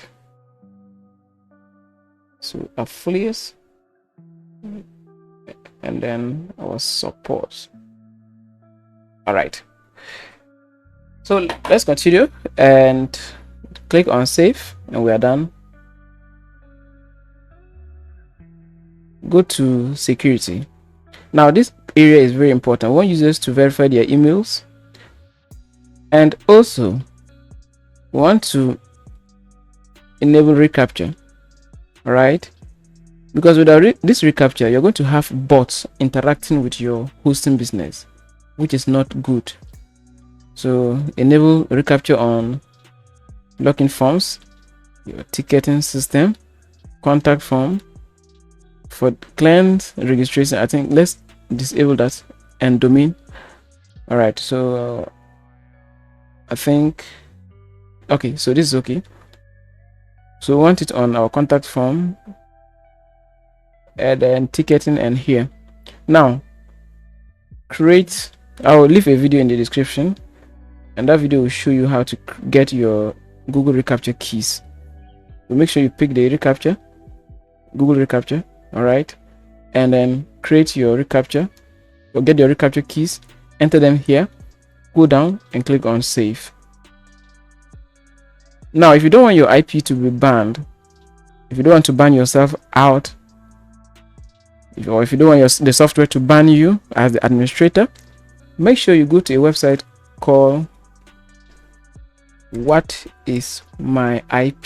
All right, so type what is my IP, get your IP, your device IP, come and paste that IP here. So you simply click on add, paste that IP here, and the reason you want to put something like do not ban this IP, okay, something like that, and add this IP. All right, that way the system will not ban you or lock you out. And we are done with that part. So make sure you do that. Do not forget, if not, you have hard time with your hosting. Next up, social. If you're a social fan and you want to have social profiles, create your social accounts and then link them here. So something like if you have a YouTube channel, you can link that, Instagram link, and a lot, Facebook link, and save changes. After that, just enable this, and this, and then save it. Now with the others, these settings are personal preference, okay, but for most part you want to leave everything here, except you see here, allow client registration. You want to disable it. That way clients will only be asked, or clients can only register an account if they are buying something from your site. Okay, we don't want users. Let me show you. Let me take you back and click here and click on register. We don't want clients to go through this to join our platform. You end up getting like bot users, spam users. They are not buying anything from you, yet they'll create an account and just have these accounts in your, or they'll fill your database with fake accounts. So we want to ensure, all right, we want to make sure we disable that. So now that I've disabled that, let me go down and save the changes and show you. Okay, so I've saved that. Now let me go back and reload this page, and you see you can't create the account. You have to place an order with us first. So that's it. You have to do that. It will help you in the long run.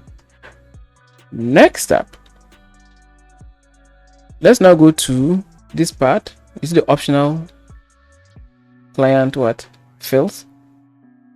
Now these users, if you want your users to, or if you want to make some of these fields optional, something like their postcode of address to or city, you can make them optionals on user registration form. That way when they're registering, they are not required fields.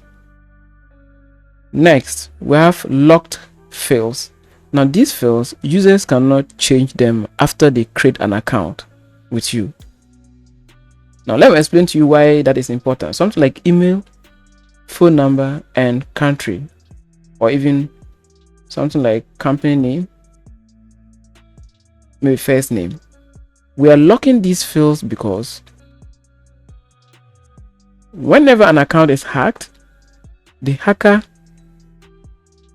replaces these details So if a user is trying to change an email, it's possible that if a user is trying to change an email, company name, country, or some of these details, it's possible that that account is hacked. So they cannot change it without contacting support. All right. So we want to lock that. And finally, you see this client details change notification. With this, you get notification whenever your users want to change any of their details. All right. So let's leave everything. It looks fine, and click on save. And we are done with this. We are done with the general configuration for our WHM Hi, in this lesson, I'm going to show you how you can enable domain names on your web hosting business. We're going to start selling domain names, ID protection, email forwarding, and what have you. So let's get started. Users will land on the site. They will enter their domain names, pick a TLD, and click on check. The system will check your domain's availability. So right now our domain name is available. We'll click on continue, and we don't have ID protection, email forwarding, and DNS management. So let's go to our site or our WHMCS and enable domain names. We're going to start pricing our domain names. So how do we set domain names, or how do we sell domains on our web hosting business? Let's go to your WHMCS software, settings, and general settings. After landing on system settings, let's type domains and click on domain pricing. Once the page is fully loaded, we're going to enable our domain names, and this is where you enable domain names on your website. Right now, there are 5 domains active on our site. First, let's spotlight our domain names. So click on this, and that to spotlight your domains. If you want to enable DNS management on any domain, just click on this, on its corresponding domain. In this case, I want to enable DNS management on all domains, email forwarding on all domains, and ID protection on all domains.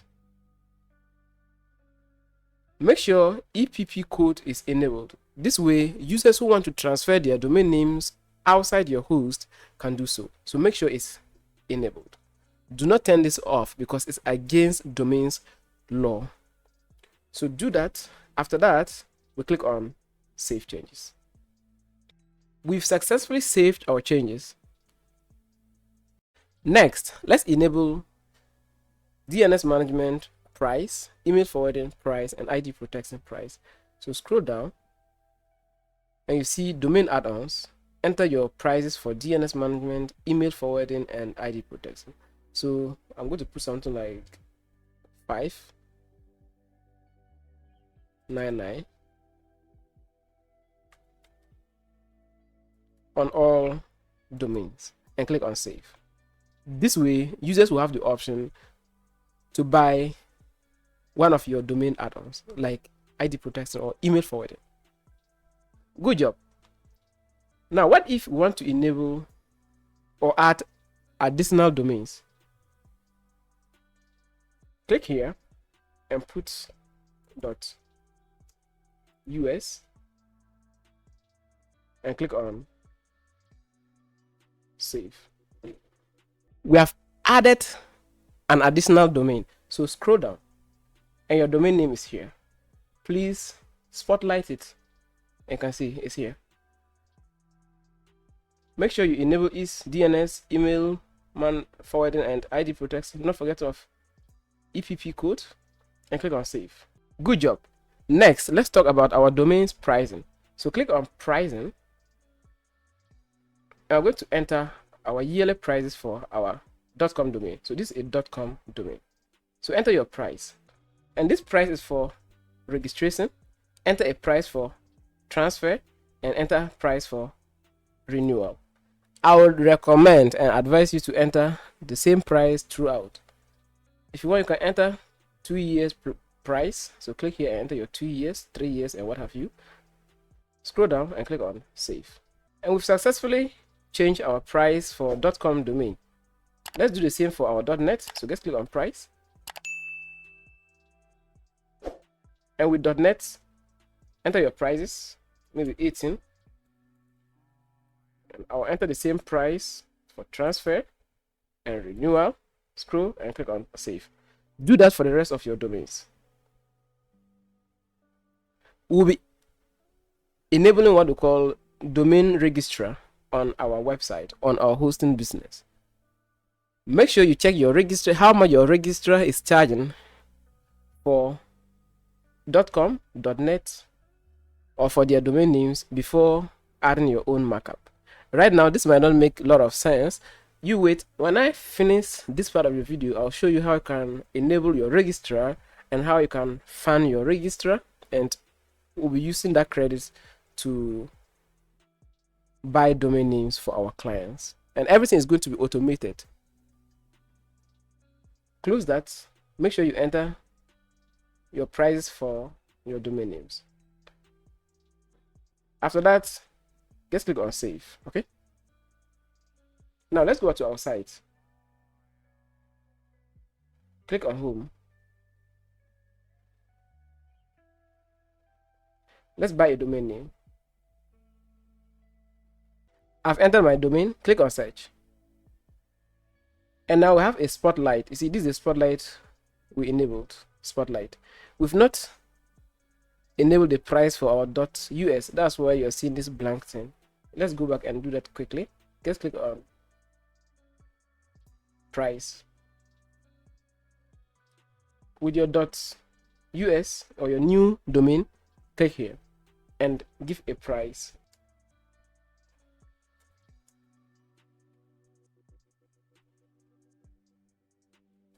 Scroll and click on save.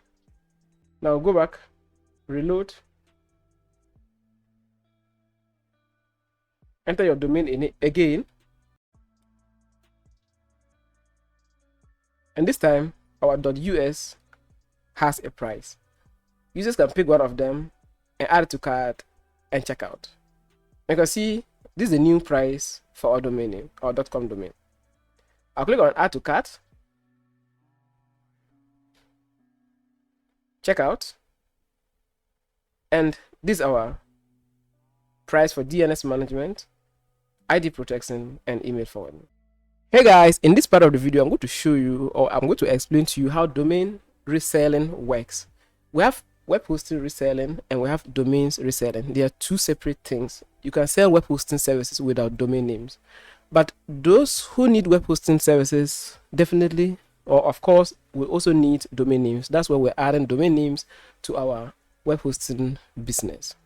So with domain names, what happens is you register a free account with a reseller, something like Namecheap. Those websites that sell domain names register, and they'll give you a piece of API. You add it to your web hosting business or your web hosting website, and then fund your account. All right, after you fund the account, anytime your clients request or buys a domain name from you, your domain reseller's account funds will be deducted. So all you have to do to make profit with this kind of domain reselling is you mark up your prices. So let's say on your reseller, your domain's reseller, they're offering a .com domain for, let's say a .com domain for what? $10. All right, like this. You mark up the price to something like maybe 15, and then you make a profit of what? $5. Domain names are not all that profitable, but those clients who will be adding DNS management, ID protection will give you more money. With that out of the way, let's go ahead and register a free account with a domains reseller or domains registrar. In the description of this video, you see a link that says get registrar's account. Click on that and sign up an account. The one we want to register is called Connect Reseller. You are taken to a page just like this. This is Connect Reseller, the domain name registrar, the one we'll be using to resell domain names switch this currency to USD. But if you're in India, you can leave it as default. Let's wait for the site to fully load. And there we have it. You can register an account with this website. But right now, what I want to do, or what I'm going to show you, is just scroll down and you see integration options. We want to integrate this piece of software into our own software called WHMCS. So just click on read more.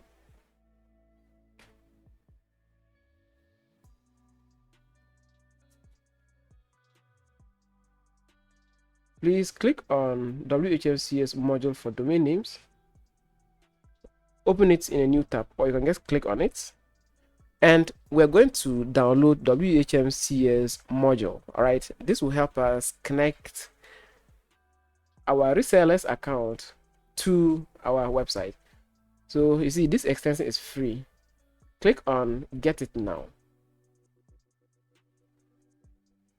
And you'll be asked to download this piece of software. So right now it's downloading. Hey guys, after downloading that zipped file from Connect Reseller, make sure you navigate to wherever it is. In my case, I have moved it here, right? And you see right now I've changed my PC. Don't confuse, okay? Don't get confused by that. Change my PC. Now right click and we're going to extract this file. So extract, open it, open again, and you see this. We're going to upload this to our what? Our WHMCS. But before that, I want you to zip this, right? Zip it. So compress, and click on create. So we're going to zip this, all right? Not this, but this. Okay. So I'll take you to, make sure you log into your direct admin, navigate to file manager,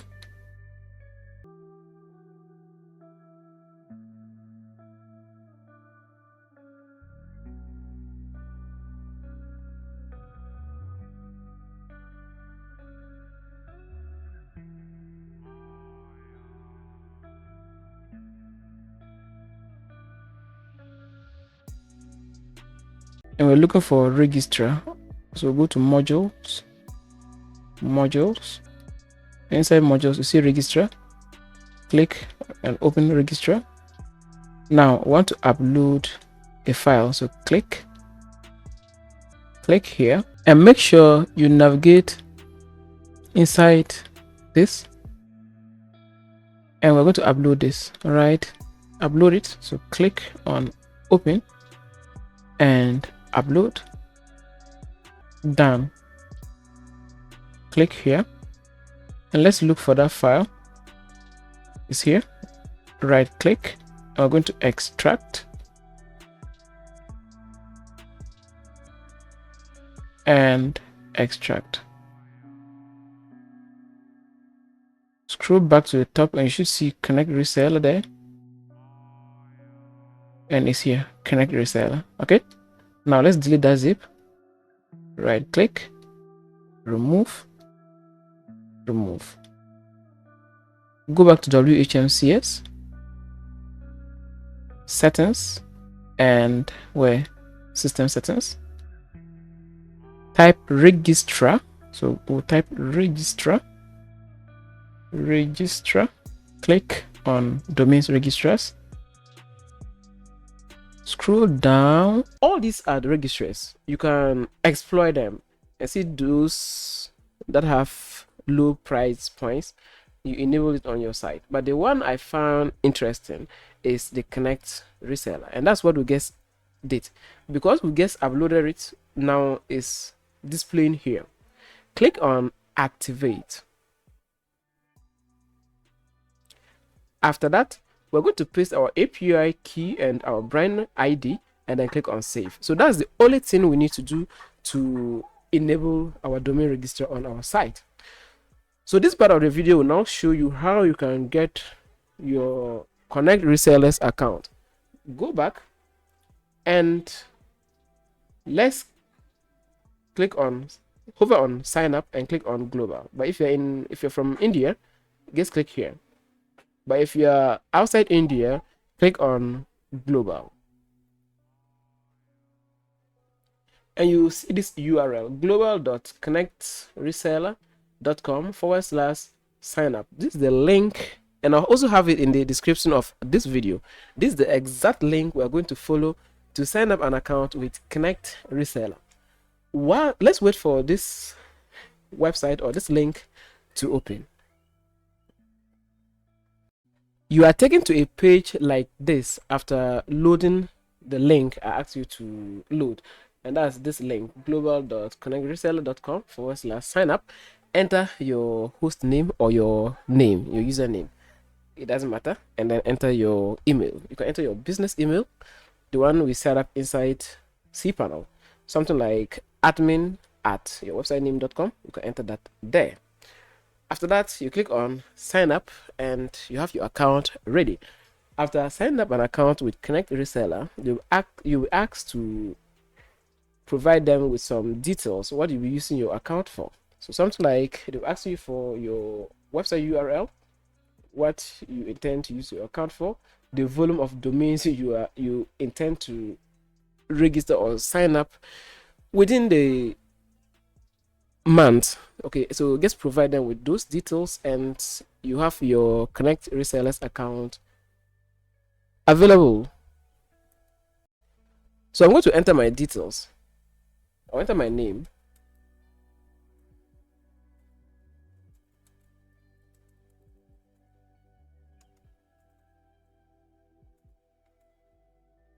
and then email.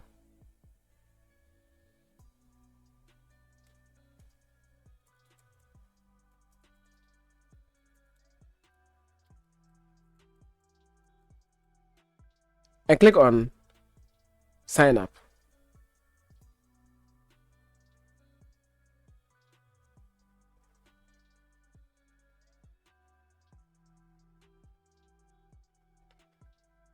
An account activation email has been sent to this email. Kindly click on the activation link provided in the email to activate. In case you didn't receive the email, you can contact their support. So let's go to our email and then verify this account. Okay, I'll simply click here to close. You can also leave this page open. Let's navigate to our inbox. So click. Here is our email. Open it and click on this link to verify.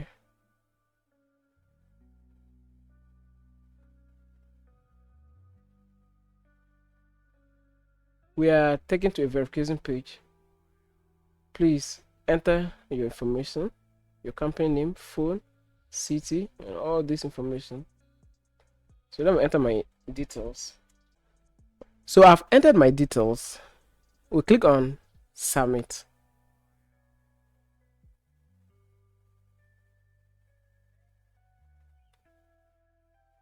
We are redirected to a login form. Enter your username or email, the email you used during the registration process, and then your password, and click on sign in. So let me enter my details. I've entered my login details. Let's click on sign in. We are redirected to a dashboard just like this. This is our domains registrars dashboard. Now let me show you various areas of this dashboard. On top here, we're going to be adding funds to our resellers dashboard, and your system or your web hosting website will be using this credit to register clients' domain names. So to add funds to your site, just click on add fund. Now funds addition is restricted to 3 transactions and maximum up to 200 per day. To increase this limit, please contact your account manager. Contact this address, all right, and tell them to lift this ban.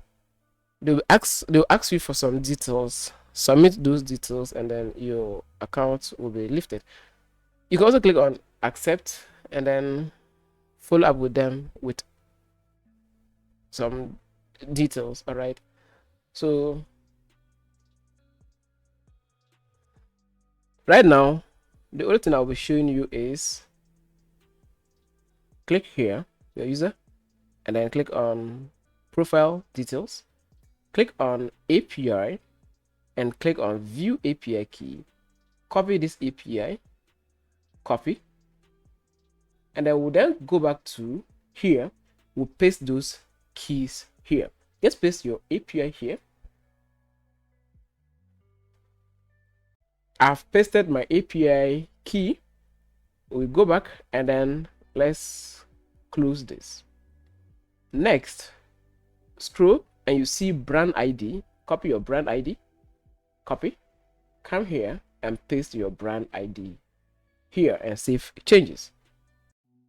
After pasting your brand's ID, click on save changes. This way, we've successfully connected our API, that's our domains reseller API, to our web hosting business or our web hosting site.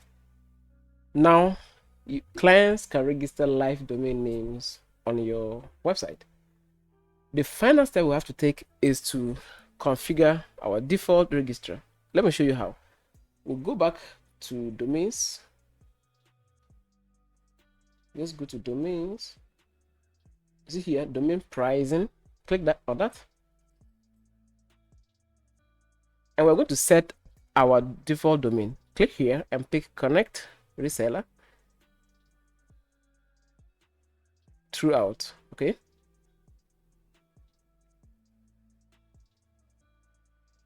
Now, working with clients for over 5 years, the most recommended or the most needed extensions, domain extensions, are the .com, .net, .org, .biz, .info, and sometimes .us.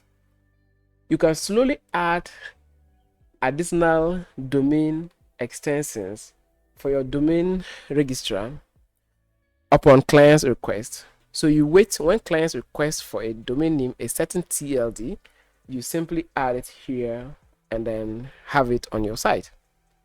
Now click on save changes after enabling that, and we are done. You have registered enabled. Okay, registrars enabled that support automatic TLDs and pricing synchronization. We are done. Now let me show you quickly some areas of your domain's registrar account. So we'll go back and we're going to whitelist our IP. This is important because when it comes to domain registration, your registrar might restrict you. So we have to register our IP or whitelist our IP. Now check this. Before you can make API calls to our system, you have to whitelist the API addresses from where your calls will be made. Note, IP ranges and net blocks are not accepted. So we're going to paste our IP address here. How do we get our IP address? Please, you can go back and then let's go to settings and let's go to servers. So let's type server, click on server. This is our IP. Just copy your IP and then go back. I'll go to whitelist our IP here. So let's click and paste it here. That's IP1. You can paste another IP here, the same IP as your IP2. And then you save whitelisted IP addresses. Let's click on that. And we're good to go. Go back and you can go to profile. And you can also modify your profile details here. You can change your password here. We can check domain pricing. Now let me show you something here. Click here and type .com. All right, let's type .com.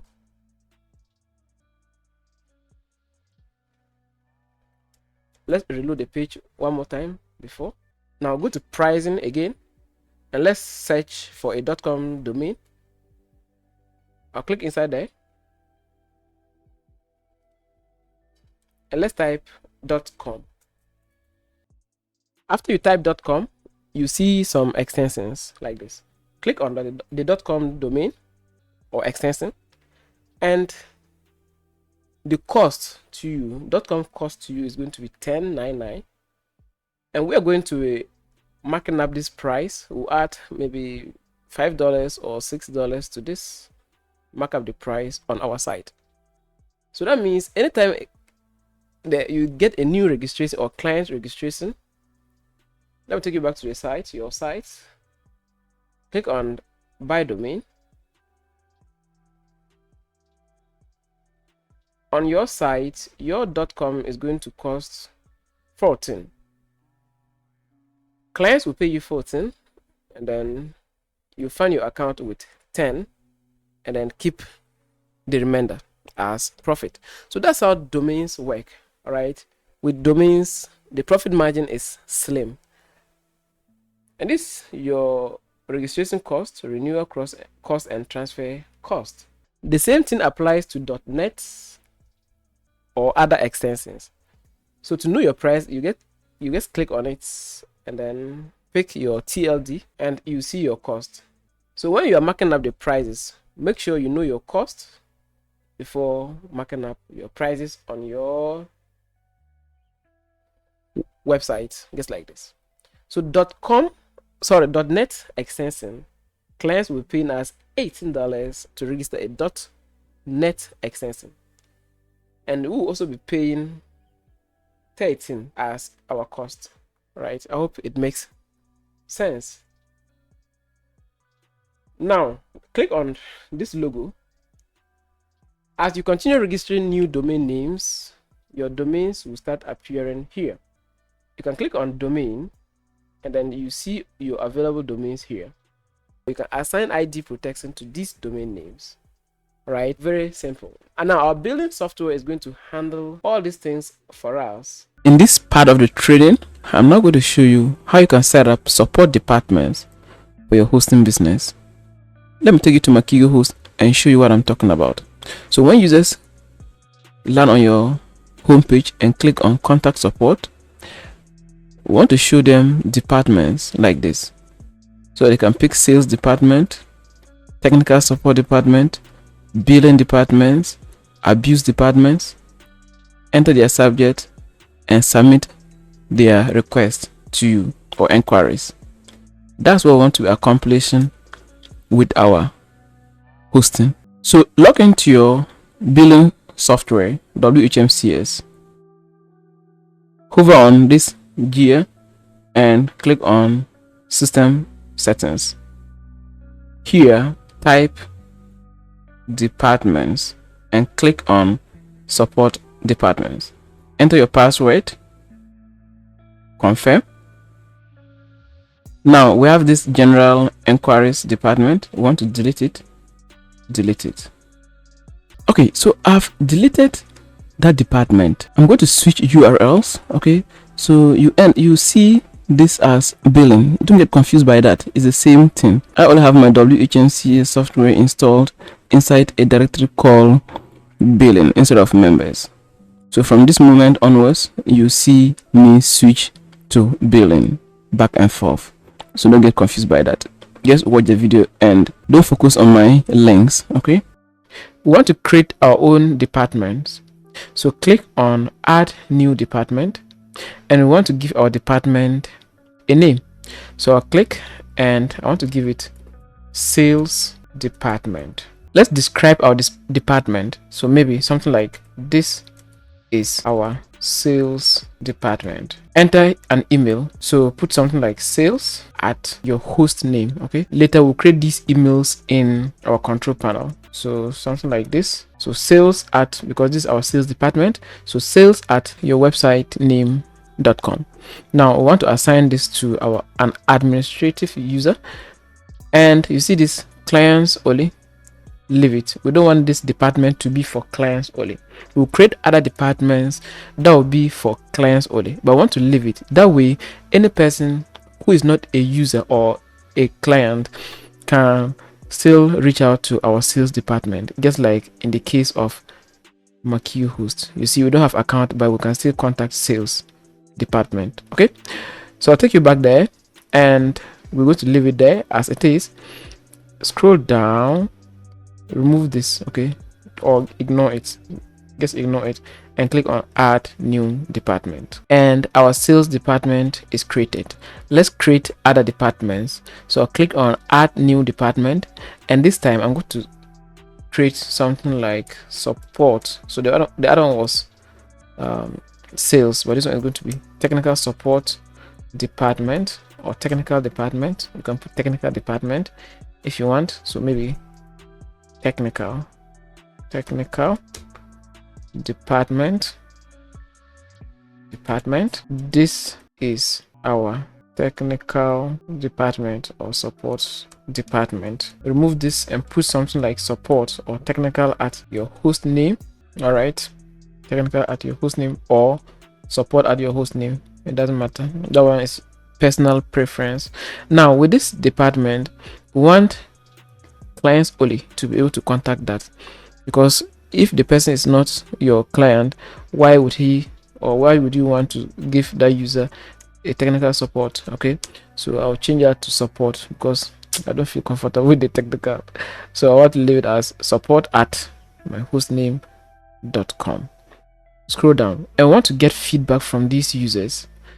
Now you note that with our first department, which was sales department, we didn't enable this feature. The reason being, with our sales department, so some of them are going to contact you asking you for coupon codes, and if you do not have coupon code to give to these users, they'll end up giving you a negative feedback. That's why we want only our users to be able to have that feature to give ratings or feedback. Okay, scroll down and click on add new department, and we are done. You can create other departments, something like abuse department, billing department, web design department, or whatever department you want to create. Go ahead and create all those departments here. After that, we're going straight to our direct admin. So we can auto log into direct admin. Let me duplicate this page, duplicate,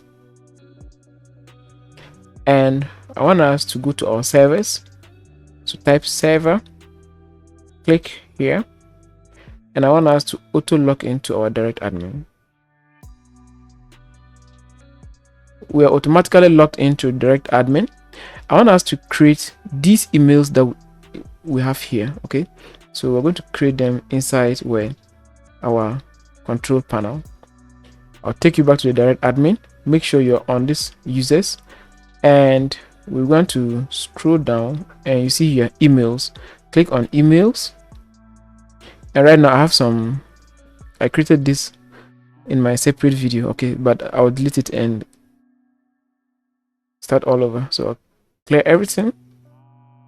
Now let me create.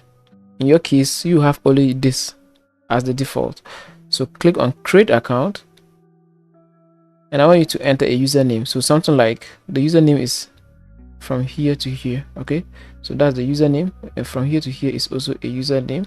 So come back and put that here. So sales at your hostname.com. Now password, click here to generate a password for this account. You can assign email space or quota to this, okay, and daily send limits. You can increase that or decrease that. After that, click on create account, and our account is created. Now for SMTP purposes, you can use these details for SMTP, but we'll talk about SMTP later. So close that and create your second email for your second department, which is support. So I'll take support, and then I'll go back to my control panel, paste it there, and wait patiently.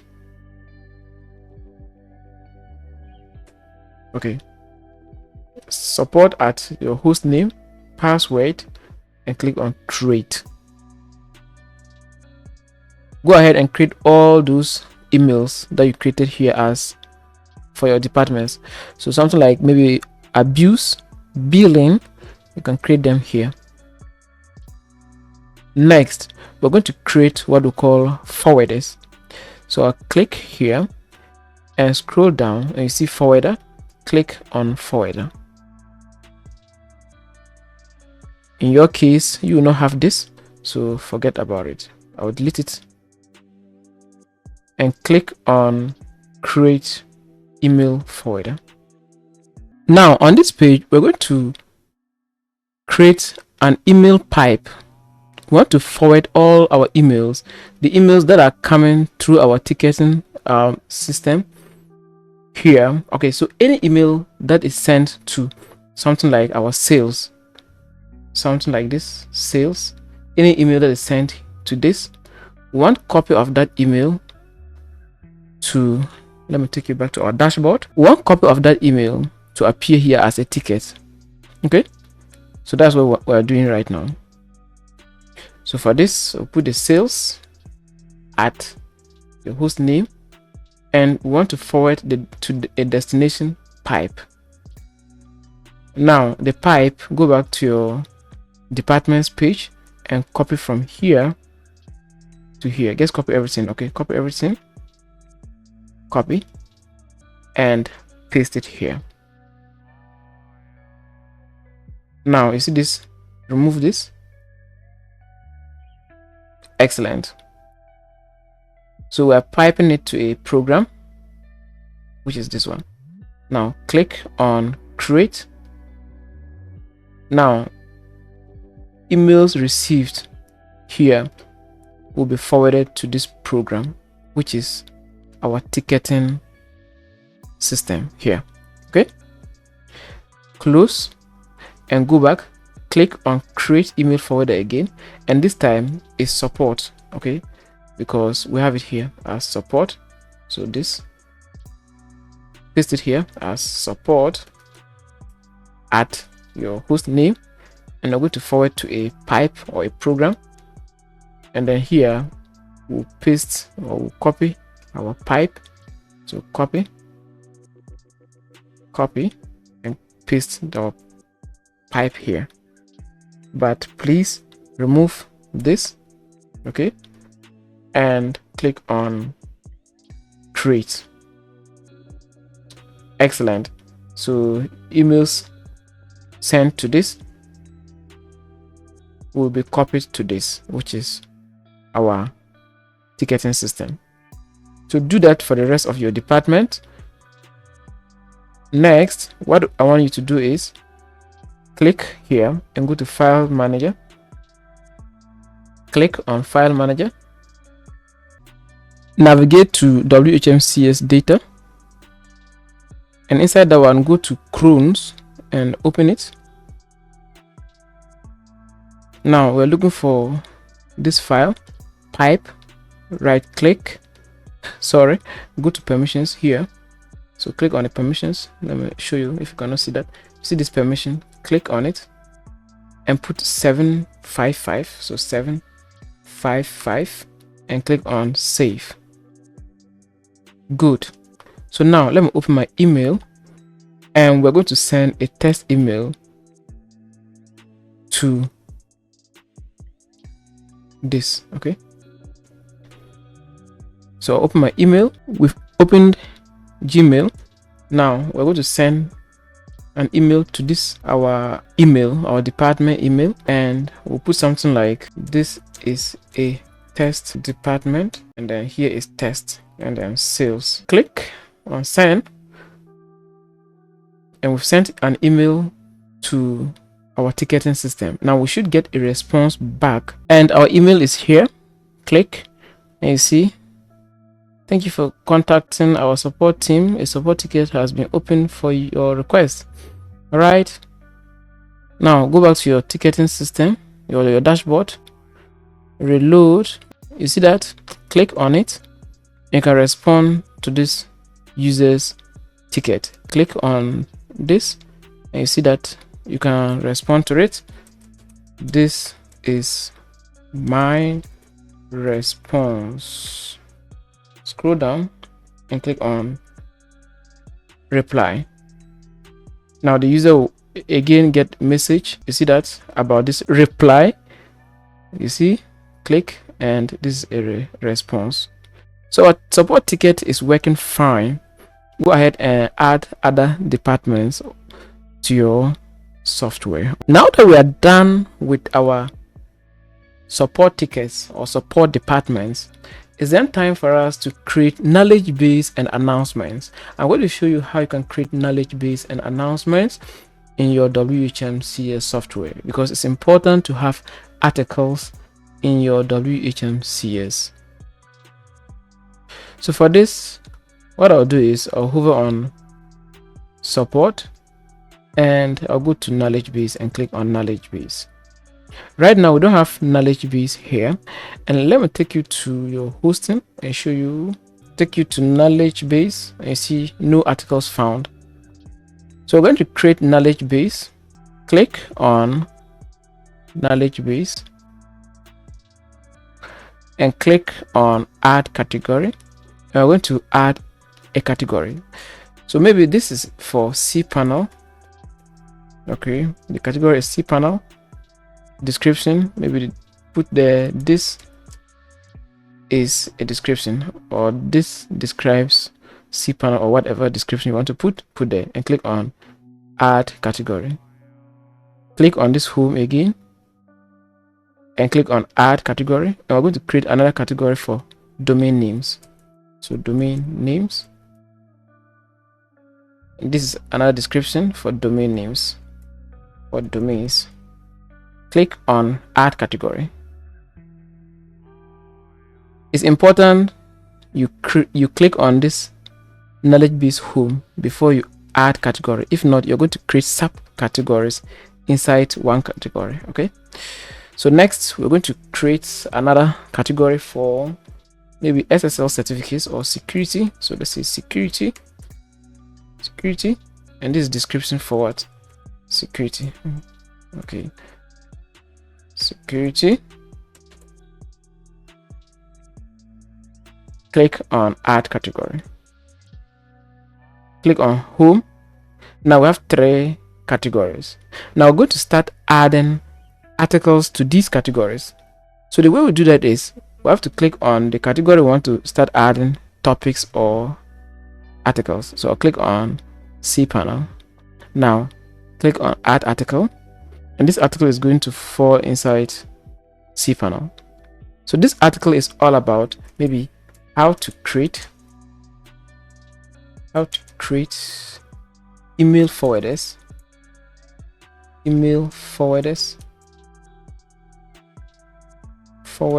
in cPanel, something like this, and click on add article. Now leave it as it is, scroll down and add tags to your article. So something like emails, enter. So you hit enter to save that tag. Now these tags are helpful when users are searching for things on your knowledge or in your knowledge base. So forwarders, hit enter. You can put email forwarders. So go ahead and add all your tags. Come down and now enter your, so this is now our articles, or our article on our knowledge base or whatever. So start putting, you can let ChatGPT help you, okay, so that you start writing these articles. You can also get inspiration from other hosting companies. Go and see what they write and come out with your own articles. So after you put your articles, so let's say you are done with your article. Done. Come down and click on save changes. Go back and do the same thing for domains and security. So I'll click on add again, and this article is about how to buy a domain name from our company, or online, domain name online. Click on add article, put a tag, so something like domains, domain names, add your tags. Come down And this is how you buy domain names from Reseller Hosting. Put your articles, and when you are done, you save changes. Do that for all your articles or your categories. Now go back and you should see them here after you reload the page, and the articles are now here. Okay, next we're going to create announcements. So I'll take you back here, and this time let's click on announcements. We're going to delete this announcement because see, if I click on this announcement, you see this default announcement. Thank you for choosing WHMCS. Welcome to WHMC. We're going to delete this and put our own announcement. So I'll delete that, and I'm going to add my new announcement, something like welcome, or we are opened, maybe January sale or whatever announcement you have for them. But for me, I'm going to put welcome to Reseller Hosting. Come down and say our web host is now ready for use. Scroll down, put your articles, your announcement, and click on publish, and then save. Now when you come back here and reload or click on announcement, this is going to now be your announcement. The date published. You can click here to read more about this announcement. All right, now this part of the training will show you how to upload a custom WHMCS theme. Let me show you what I'm talking about. So if I type Reseller Host /members, and this is where my WHMCS is installed, you see this ugly look. We don't want it.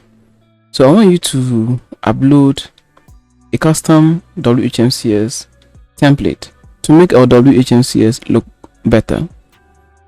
Now the template I ask you to get, okay, it also comes with its WHMCS template. I have mine here. So when you open this, you see WHMCS. You open that, and inside it you see this. We're going to zip this one. Okay, so we're going to zip it, compress, and compress. This is what we're going to be uploading to our server. So I'll take you back, and we're going to be uploading it to our direct admin. So let's navigate to our server.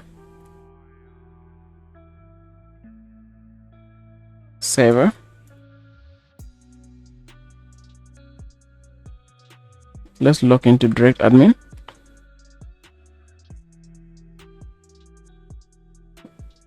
Now while we wait for that to load, let's go back and hover here and go to system settings, go to general settings, go to just scroll down, and you see this system theme. We're uploading our own custom theme. Okay, so let's go back there, and we're navigating to, make sure you're on this user. We are navigating to file manager. So click on file manager,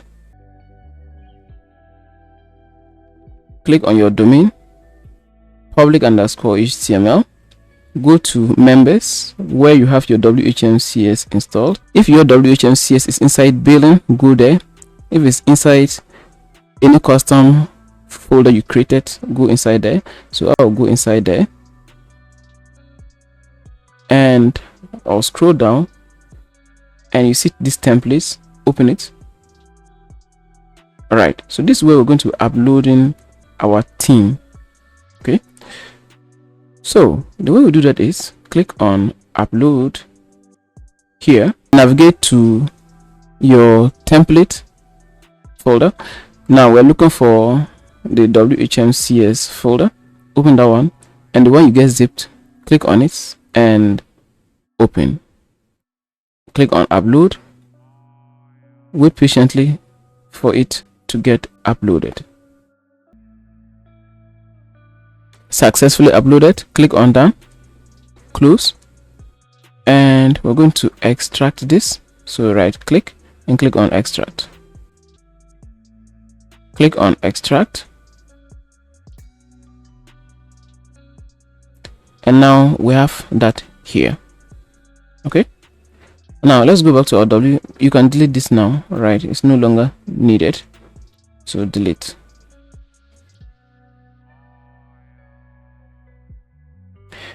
Now we're going to go here, reload this page, click here and select that theme, and then click on save changes. Now when you go back here and reload, you should have this look. Okay, this looks better now. You see, this looks better now. I'll show you how to change these colors. All right, and I'll also show you how to change these colors in case you don't want. It's a simple process to your branding colors. Hello, in this part of the training, I'm going to show you how you can connect your homepage to your WHMCS software. To get started, let's log into our direct admin where our template is hosted. Here I am. Scroll down and go to File Manager. While we wait for that to load, let's open a new tab and type our host / where our billing software is installed, which is members in my case.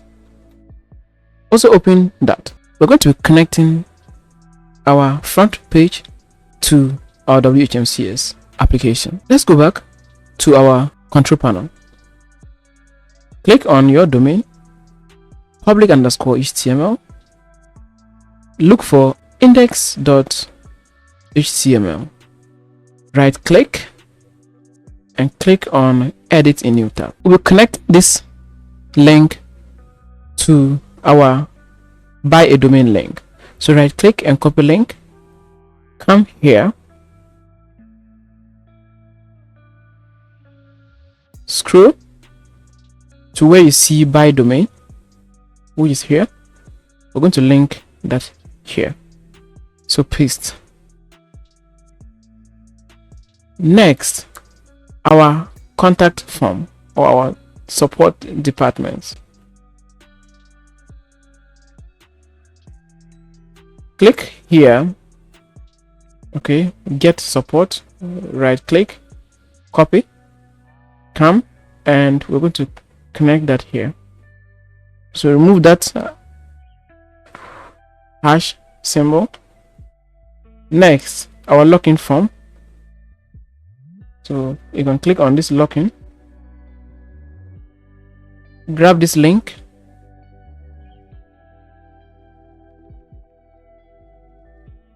paste it here.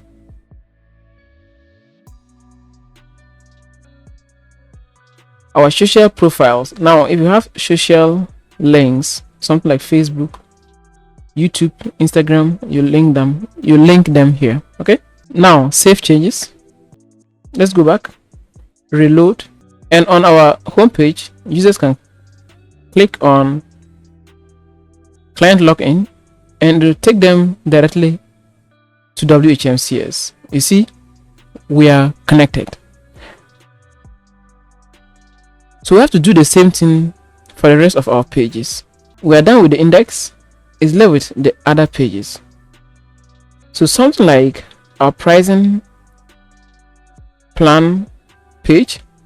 Let me take you back there and show you what I'm talking about. Let me click on buy hosting, and we have to also connect here. All right, connect this. So go back, click here, right click, edit a new tab. So you can simply copy. Let me show you. Just copy this UL. All right, so just copy the on order list, copy, and then all you have to do is scroll down and replace it with the one we copied. So replace it. Do that for the rest of your pages. Okay, and save changes. So do that for the rest of your pages and save your changes. Okay, before we forget, let's link our packages to our billing software WHMCS. right? So just click on the store and click on your hosting group. Copy this, right click and click on copy link.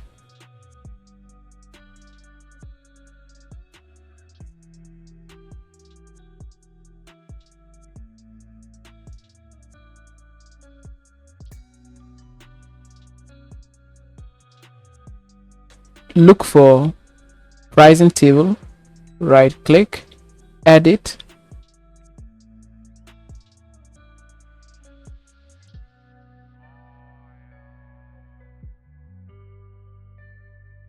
scroll down to your packages. So we have basic package here. Scroll down to the button. We are pasting that link here. The first link, which is for the basic, our standard. Right click, copy. We are pasting that under standard, which is here. And finally, our ultimate, copy, come here, scroll, remove this and paste it here. Click on save. Okay, now on our site we can reload. Click on order now, and it's taking us to this part where we can enter our domain name and place order. Now before we forget, come back here, because there were some things I promised to show you. So just click on general settings, go to mail. Okay, so go to mail, scroll down and you see the sales. Click here and pick sales department and click on save. Finally, go to affiliates, scroll and click on, you see this payout request department, click and pick maybe billing. Okay, and click on save. So we're done with all the basic settings and linkages. It's now left with we ordering hosting on our own web hosting website. So we're going to put ourselves in the shoes of a regular user to see how they'll experience or how they'll order hosting from our site. They'll learn, click on order now, pick a package, click on order now. From here they'll enter a domain name, so solo domain 12345. Click on check, continue, pick a billing cycle, maybe 12 months. The price will also adjust. Click on continue. From here they can enter a coupon code and click on checkout. You enter your details, pick a payment gateway, accept to your terms and click on complete order. So I'll complete order and then get you on the other side, okay, of their dashboards. All right, so I've placed an order. Right now my invoice is still pending because I've not made live or real payment. That's why this invoice is still pending. But forget about that. Let me now show you where you are going to see that. So click on, and you should see one pending order here. Click on it and here is the order, right? You can accept this order. So when you accept this order, this user's account will be set up. Okay, order has been successfully activated and accepted. You see that it's active. This user's account is set up already. Make sure you receive live or real payment before accepting their order. Now come to clients and click on view or search clients. Let's view this client and our user is here. Click on products and services and you can see their service here. All right, and everything is active. Go back to their dashboard, click on home, and you should see this. Okay, so everything is up and running. One service with one domain. Your users will see this, so they'll click on service, click on active, scroll down, and can click here to log in to their direct admin. So you see, it's automated. After following my steps, everything should look like this. Okay, now one thing I want you to do for your users is make sure you log in to their account and click on settings. After that, you see this layout, click on it and pick icon grid, and that's it, and click on the logo. And when your users log in, they will see their icons like this. All right, so do that for your users. Every new signed up user, make sure you do that for them. I want to take you to my email and show you my welcome emails. So the system is going to automatically send welcome emails to your users. So you see they're here. Click on new account information, and you see these are your users account information sent to your users automatically without issues. And this is their server with their password, and they can use this to log in to their control panel. Okay, let me show you quickly how you can change the colors on your website. So go back and open CSS folder, open main,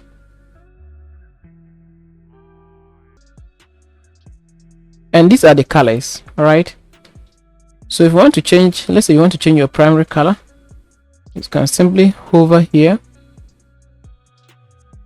and then pick the color you want. So let's say you want your website to have green color, then you can pick your color, maybe green, and this is going to serve as the primary color of your site. So I'll save my changes. This the part you use to change your colors. After changing your colors, let's open our website, and you see our website now has this green color. You see that? So that's our primary color. Now the primary color dominates. Okay, that's the color that dominates. If you want to change this orange color, then you simply do that here. You click and then you pick the color you want to something like maybe blue.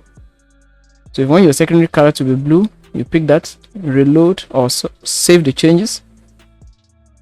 All right, so save the changes, go back, reload your site, and now you see that we've changed the color. Okay, you can use that to change the colors on your site. Let me take you to your pricing page. So click on buy hosting. You see that we've changed that. Very simple. So with the help of this, you can change the colors on your site. One final thing we have to do, or we are yet to do, is to change the colors on our WHMCS. So let me click on client login, and our WHMCS still has these colors. So where do we change WHMCS colors? Go back to public_HTML, go to members, or where you have your WHMCS installed, go to templates. See here, templates, and inside here go to this one. Okay, this is our custom template. Double click, go to CSS. You see this all.min, right click and edit a new tab.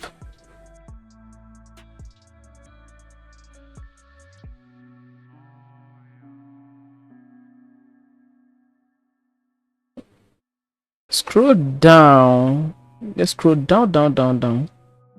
All right, okay, so this part, and change your colors. They are here. So this is your primary color. You can change it. Secondary color, change, and then you see that. So it's the same as what we have here. Okay.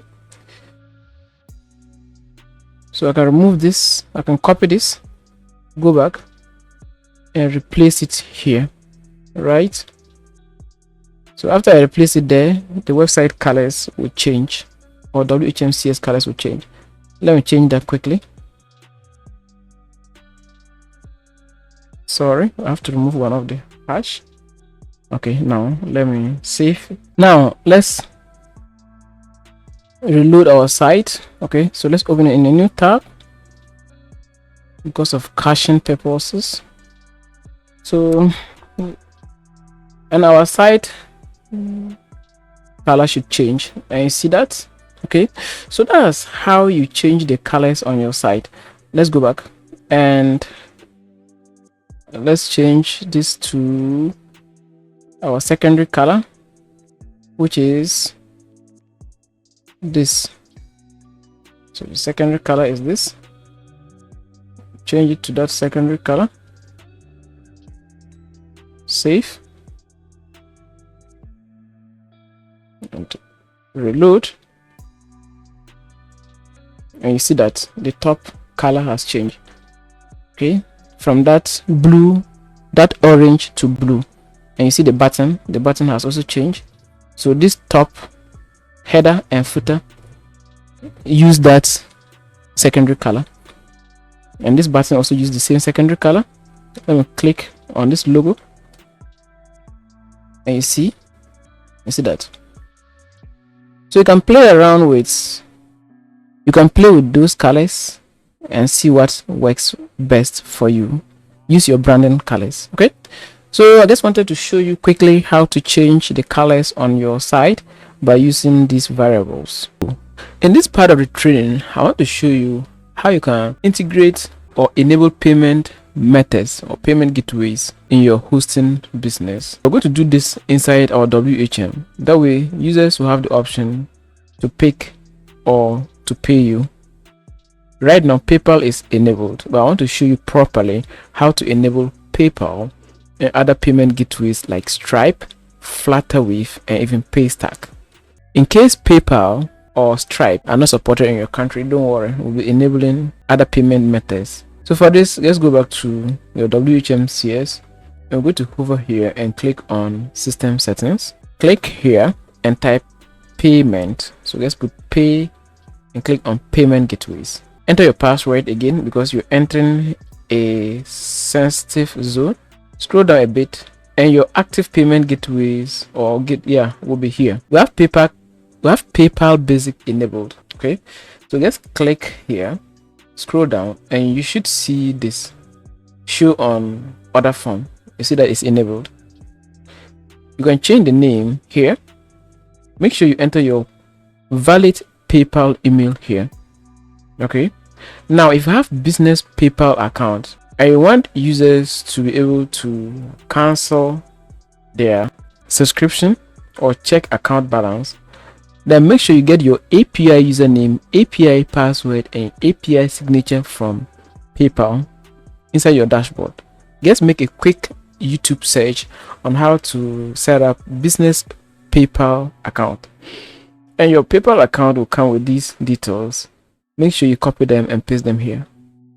My country, Ghana, currently doesn't support this PayPal thing, and because of that I'm not able to show you how it is, but make sure you search on YouTube on how to do that. So just make sure you create the account and enter these details and click on save, and you'll be able to start receiving payment. You can also leave this your PayPal email, all right, and it's going to work fine. Just make sure you enter a valid PayPal email and it will work fine for you. But those of you who don't have PayPal but you want, or those of you who don't want PayPal but you want to enable other payment gateways, just click here, visit apps and integration, and here we can search for other payment methods. You can also scroll down and you see our payment gateways are here. We have a ton of them. They're all here. All right, some of them are deprecated. That means they no longer work. You can't use them. Okay, so let's go through it and see the one that is in your country. Enable it.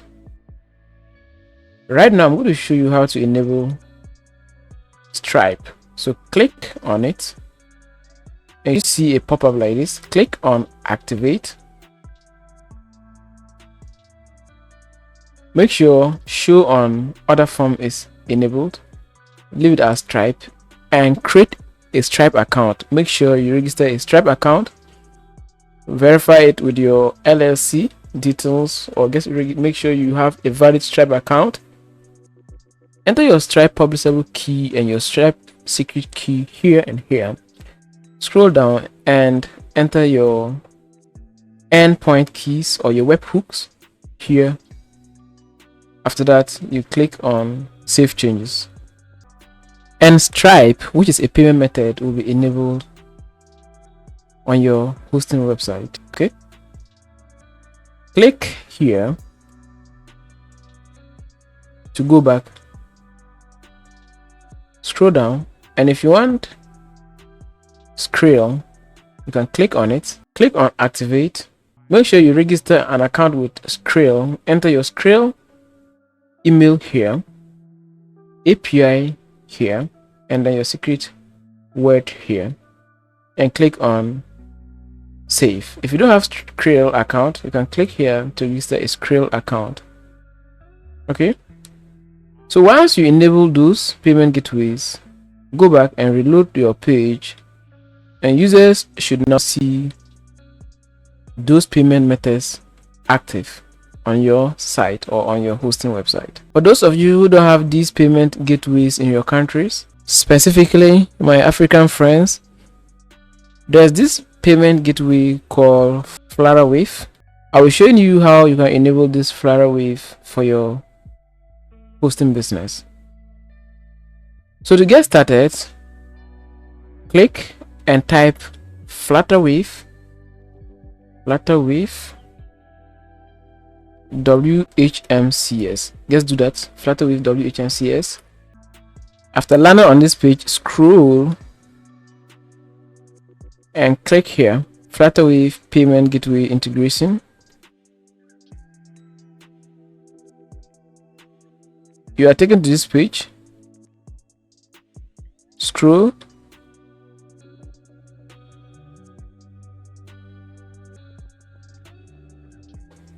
and you should see this link. You see this link?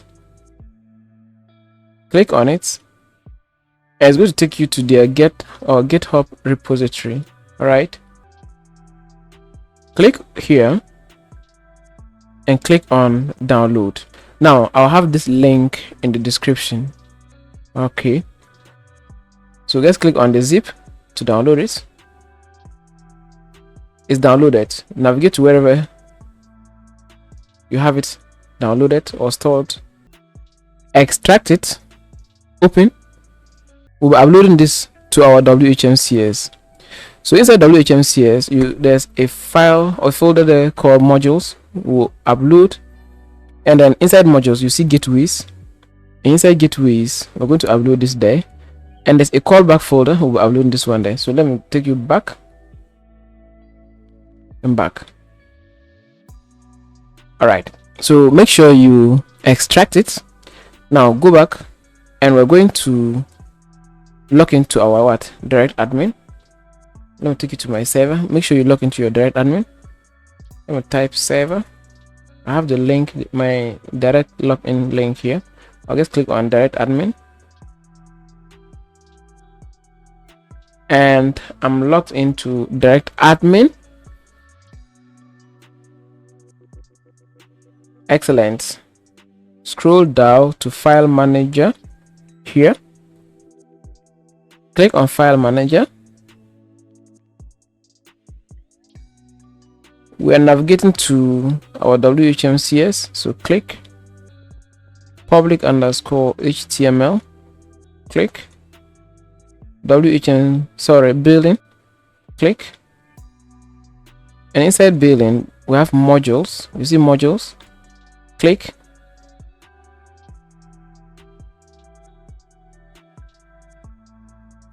and inside modules we have gateways. Okay, so let's click on gateways. Now you see the gateways. Let me scroll down and show you. Good, you see gateways. This is where you see all those payment gateways, and we have callback. So make sure you navigate to the gateways. Just click on the gateways, and to your right hand side we're going to upload. So now click on upload file,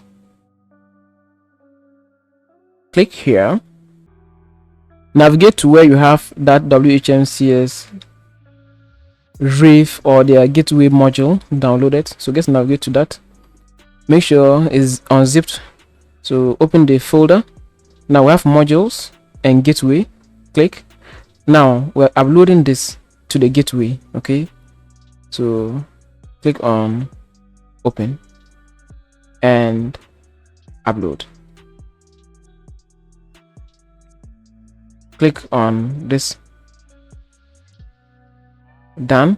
Okay, so next we are done with that. It's left with the callback. So make sure you open this callback folder, right click and click on open. Good, so this is our callback. Make sure you click on plus, upload, navigate again to the WHM, the Flutterwave module, the one we downloaded, and the unzipped, the unzipped one. Okay, the one we extracted. Double click the modules, double click gateway, double click callback, double click, and this is the one we're uploading to the callback. Click on upload, click here. All right, let's go back to their documentation and scroll down. Okay, so you see we have copied that file in the modules gateway to the modules gateway folder, and we have also copied this in the modules gateway callback to the modules gateway callback folder. Scroll down, and I think that's it. There's nothing else to do. Okay, so let's now go back to WHMCS and settings. Here type payment, so let's put pay and click on payment gateways. Click here, scroll down, and you should see Reef or Flutterwave. So scroll down,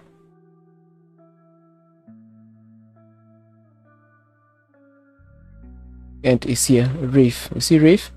Click on it and click on activate. Good.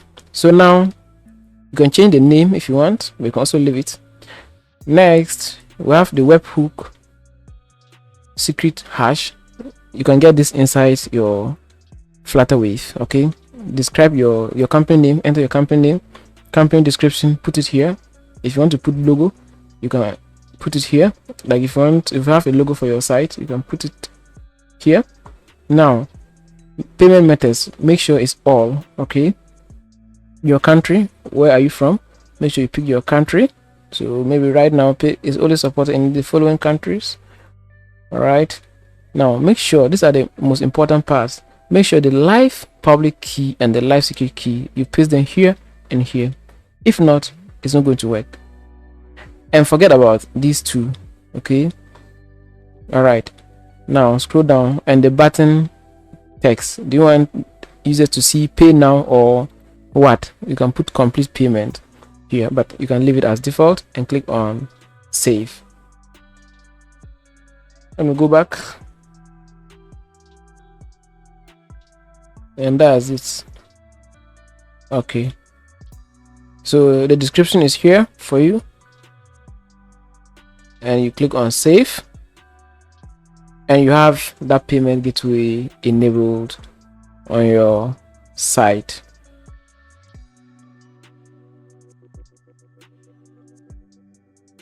Scroll down, and it's here. So that's how you enable Flutter Wave in WHMCS. Next, I'm going to show you how to enable Paystack, okay, which is also a payment gateway. So for Paystack, just click here and the same thing, type Paystack and you put WHMCS. Click here. Once the page is fully loaded, click on Get It Now because it's free. We have it downloaded here. Click here to open it, and here I have it. You cannot delete this and this because we are done with them. Right click and extract, open it, and then open this. Now we want to upload this inside our gateway, and then the callback we want to upload this. Okay, now let's go back and go back one level again. Now come here and want to go to want to read their instruction. Scroll down, so you unzip it and then upload the content in the modules and gateway folder. Okay, and then you activate it. Seems here they forgot to add the callback. All right, yeah, so the callback is not there. Yeah, but don't worry, let's go. So we'll go back and close this. I want you to click on gateway. Now, okay, let's just go back and I'll show you where. Make sure you click on your public underscore HTML. So right click and open. Go to your billing, which that's where your WHMCS software is. Right click and open. Go to modules, right click and open.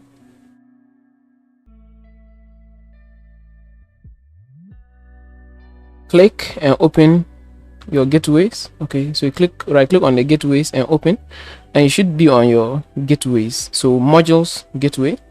Now this is where we want to upload our Paystacks file. So I'll click on this plus and then I'll click here, navigate to wherever you have the Paystack module downloaded, the unzipped,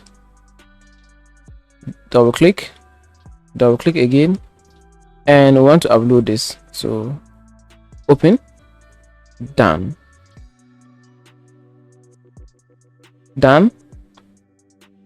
close,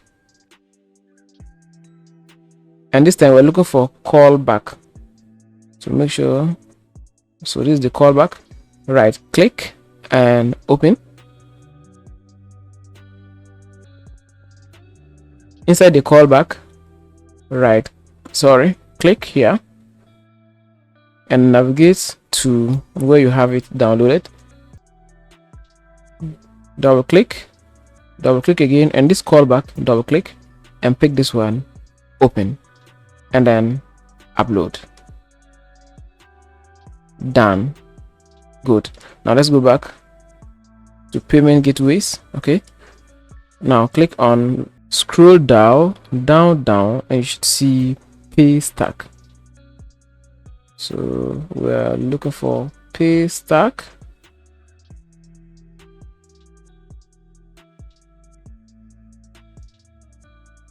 It's here. Click, activate, enter your password again because this is sensitive zone. Click here to confirm your password, and here we have it. Enter your, make sure here is active, display name, and here now I copy this web hook and then paste it in your Paystack. Okay, there's a place to paste this, and then make sure, very important, your live and your live secret and your live public keys, paste them here and click on save. After that, users will have the option to pay you with Paystack. And that's it, guys. That's how you integrate payment methods for your hosting business. I will now be showing you how you can create coupon codes for your hosting site. For this, go back, and to your left you should see promotions. Click on promotions, click here, create new promotion, enter a coupon code. You can also generate random coupon codes and give to users, but I want to enter custom coupons, so maybe super 30. All right, now do you want it to be a percentage or fixed? I want it to be a percentage. Clicking here will make it recurring. I don't want that, so leave it. Now because I said it's 30, now here put the value 30 here. Now this coupon applies to our shared hosting, basic, advanced, and ultimate. So all our 3 packages, we want it to be applicable to those packages. Scroll down. We want users to have domain names before they can qualify for that coupon. If you don't want that, then no problem. Whether they have domains or not, they can still apply it. Scroll down. Also allow existing products in the account to qualify. No, we don't want this. We want only new users to use this. Scroll down. Now, do you want it to be applicable to only your annual plans or everything? So if you want it to be applicable to every billing cycle, you can pick that. Domains. If you want it to be applicable to domains, pick that. Start date. Click here, and this is today. So it's going to, this coupon code will be active today and expire maybe next year, something like this, and then maybe 15th, and then scroll down. Now maximum users. How many users do you want to be able to use this coupon before it will now be valid? Invalid. Enter that. Leaving it 0 means unlimited users can use it. But if you want only 200 users to use the coupon, put it. Lifetime promotion. We don't want it. We don't want this to be a lifetime promotion. We want them to also apply it once and only new users. We don't want clients to apply. We don't want existing clients to apply this coupon. Users who already have products, we don't want them to apply. If you want that, it's there. Click on save changes. Our coupon is now ready. I can copy this coupon and give to users. Now let me show you how users can apply this coupon. So already bypassed that stage, but what I'll do is I'll click on view card,